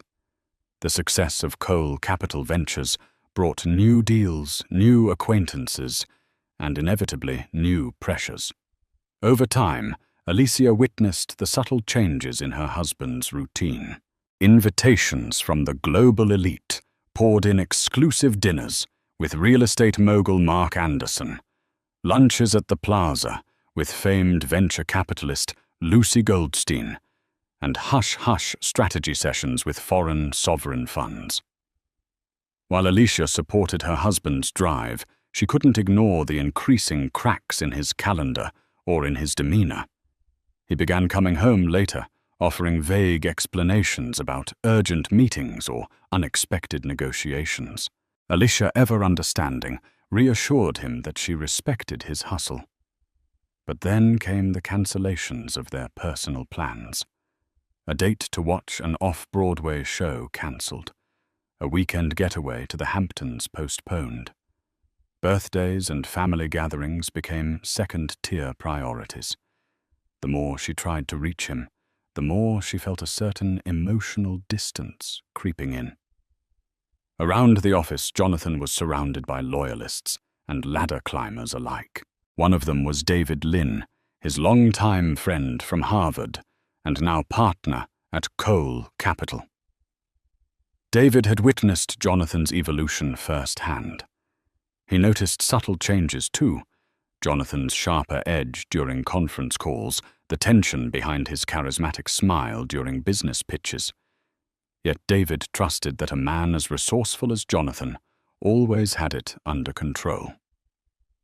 Among the staff at Cole Capital Ventures was also the bright and ambitious Veronica King. A recent Wharton MBA graduate, Veronica had made waves by closing a multi-million-dollar investment in green technology within her first year at the firm. Her intelligence and striking beauty made her a conversation piece at every corporate event. Jonathan lauded her as the future face of finance, praising her for deals that posted triple returns. He found in Veronica a reflection of his younger self, hungry, driven, and fearless. Still none suspected that an alliance far different than business was about to form. At this point, Alicia had no idea who Veronica King truly was. She saw her name in passing on annual reports. Occasionally, Jonathan would mention Veronica's accomplishments, praising her for innovative thinking. Alicia would nod and smile, impressed by this rising star. In Alicia's mind, she was grateful Jonathan had formidable professionals like Veronica on his team. She never once suspected that the very power he admired in his protégé might be forging a dangerous temptation beneath their polished corporate veneer. As Alicia's pregnancy crept into her second trimester, she began noticing odd details. The first warning sign was a perfume scent she didn't recognize lingering on Jonathan's coat. She asked him about it casually, and he brushed it off, probably from a handshake at some networking event. Another red flag was how he protected his phone like a prized artifact, always face down, always locked with a new passcode. Late at night, she'd hear the faint buzz of messages, see the subtle glow of his screen as he typed back in the dark. Each time, she tried to rationalize away her concerns. This was the man she loved, who donated millions to build libraries in underserved communities, who cried at the birth announcement, who once surprised her on a random Tuesday with her favorite pastries from her parents' bakery. Infidelity seemed unimaginable. Yet Alicia's heart churned with a subtle, gnawing dread. Life in the Cole penthouse had become increasingly solitary. Although Jonathan had promised to limit business travel during her pregnancy, his schedule remained as frenetic as ever. Singapore, Dubai, Paris. He was always on the go, chasing new mergers or expansions. He rarely spent more than a couple of nights at home. When he did, he was restless, glued to emails or brainstorming calls. Alicia began to feel that the only presence she could truly count on was the baby she carried. Friends from Alicia's old neighborhood in Queens reached out with concern. They missed her visits the way she used to pop in for coffee and conversation. He's just going through a busy phase, she'd reassure them. In a way, Alicia was trying to reassure herself too. Still, doubt grew every time she caught sight of that mysterious perfume or saw a new bruise-like shadow under her husband's eyes from sleepless nights. Then Alicia found something chilling, a hotel receipt tucked in Jonathan's suitcase from a high-end resort in Turks and Caicos. The date overlapped with a weekend he'd told her he was in Boston, closing a deal. She tried to confront him, but lost her nerve. Could she have misunderstood? Was it a courtesy booking for a client or staff? Her mind ran in circles, seeking a plausible explanation. Little did she know the truth was far more insidious. Veronica King was not the sort of woman who blended into the background. With ebony hair styled in a sleek bob, she carried herself with confident ease. By day, she dazzled boardrooms with crisp financial analyses, commanding respect from colleagues twice her age. By night, she appeared in social columns alongside Manhattan's elite, her emerald dress shimmering under paparazzi flashes. She was rumored to have grown up in modest circumstances, determined to break ceilings, no matter the cost. One evening, Alicia found herself accompanying Jonathan to a charity gala, hosted by the Metropolitan Museum of Art. Proceeds would benefit underfunded art programs in public schools, an event that aligned perfectly with Alicia's passion.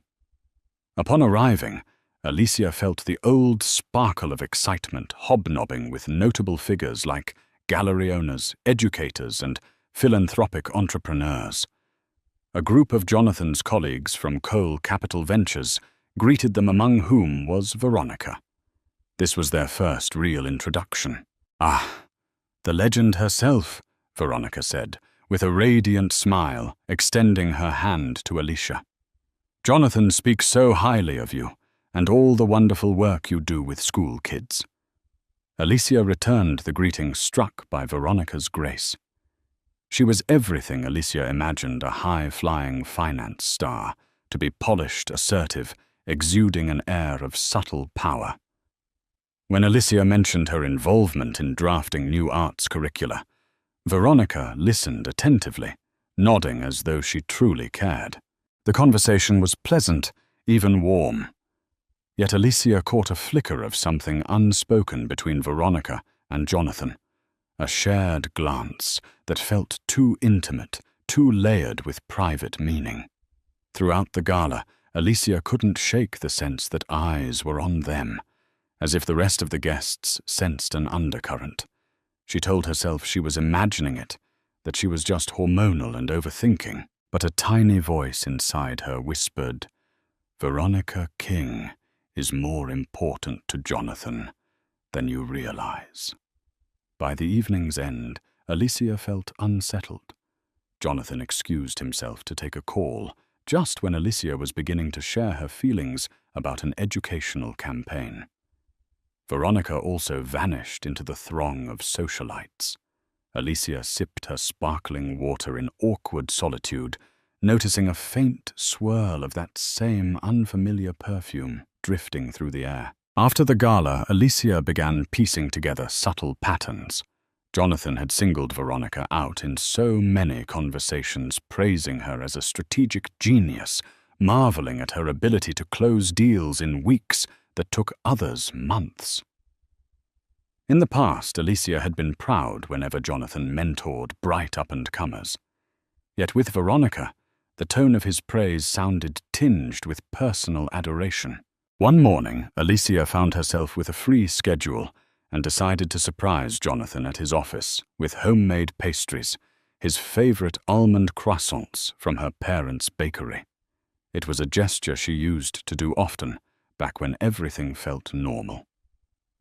Arriving unannounced, Alicia was greeted by the wide-eyed receptionist, who stumbled through a hello, as though not entirely sure how to handle her presence. She brushed it off and headed down the glass-walled corridor to Jonathan's corner office. Outside his door, Alicia froze. Through the partial opening, she heard lowered voices. Jonathan and Veronica seemed to be in the middle of a heated discussion, but not in an angry sense, more like an emotionally charged conversation. Alicia didn't want to eavesdrop, yet she couldn't will herself to move. Then she clearly heard Veronica say, "We'll figure this out, Jonathan. I'm not giving up on you." A brief silence followed, and then Jonathan's voice, softer. "I know. Just not here." Alicia's heart hammered in her chest. She quickly retraced her steps and waited by the reception area, forcing a casual expression when Veronica exited the office moments later. Veronica paused in surprise upon seeing Alicia with the pastry box. "Oh, hi. I didn't know you'd be stopping by." Her voice carried an undercurrent of tension, though her face remained impeccably calm. Alicia's fingers clenched around the box as she managed a tight smile. Their brief exchange ended with Veronica slipping away in a swirl of designer perfume. Alicia approached Jonathan's office next. He greeted her with mild surprise and a forced grin. "Almond croissants, wow," he said, accepting the box. His eyes flicked to the door as if confirming Veronica was gone. Alicia asked if he was all right, and Jonathan dismissed it as office stress. The entire moment felt like a carefully choreographed dance, with unspoken tensions swirling around them. That night, Alicia hardly slept, twisting the memory of Veronica's words over and over in her mind. "I'm not giving up on you." She remembered how intimate they sounded, like a promise between lovers rather than colleagues. Uncertainty blossomed, overshadowing even the joys of her pregnancy. She told herself she needed proof before leaping to conclusions that might destroy her marriage. Still, the seeds of suspicion had taken root, and the soil of her heart felt unbearably cold. Despite mounting worries, Alicia maintained her public smile as she accompanied Jonathan to another high-profile event, the annual City of Tomorrow Gala. Headlined by luminaries in real estate, tech, and philanthropy, it was a can't-miss affair for anyone jockeying for influence. Jonathan was especially eager to network with Tony McAllister, a legendary investor rumored to be launching a multi-billion-dollar fund. Alicia planned to share her vision for an educational project that integrated cutting-edge technology into underfunded schools, hoping to drum up philanthropic support. The venue was lavish, a 5-star hotel ballroom overlooking Central Park. Crystal chandeliers sparkled overhead, and violin music mingled with the hum of high-stakes conversation. Alicia wore a flowing cobalt gown, tailored to accommodate her growing baby bump. She felt both regal and uneasy, noting the stares from various acquaintances. She wondered if she was imagining the undertones of gossip in their voices when they greeted her. About an hour into the gala, Veronica King swept in, wearing a sequined emerald dress that seemed to catch every flicker of light. She joined Jonathan, who stood near a champagne fountain, exchanging pleasantries with Tony McAllister. Veronica's arrival sparked a shift in the air. Jonathan's posture straightened, and there was a palpable current of electricity as they spoke. Alicia approached, heart thudding. She joined the circle just in time to hear Jonathan praising Veronica. She single-handedly brought in an Indonesian sovereign fund for our latest project. Imagine what she'll do next year. Veronica laughed softly, thanking him, while shooting a quick, coded look in his direction. That fleeting glance felt like a secret confession. Tony McAllister then turned to Alicia, politely inquiring about her philanthropic interests. Seizing the opportunity, she shared her concept for bridging education gaps through advanced technology. Though Tony listened, Alicia sensed a general distraction in the group, as if her words were overshadowed by the silent drama swirling between Jonathan and Veronica. She pressed on regardless, determined to stand her ground.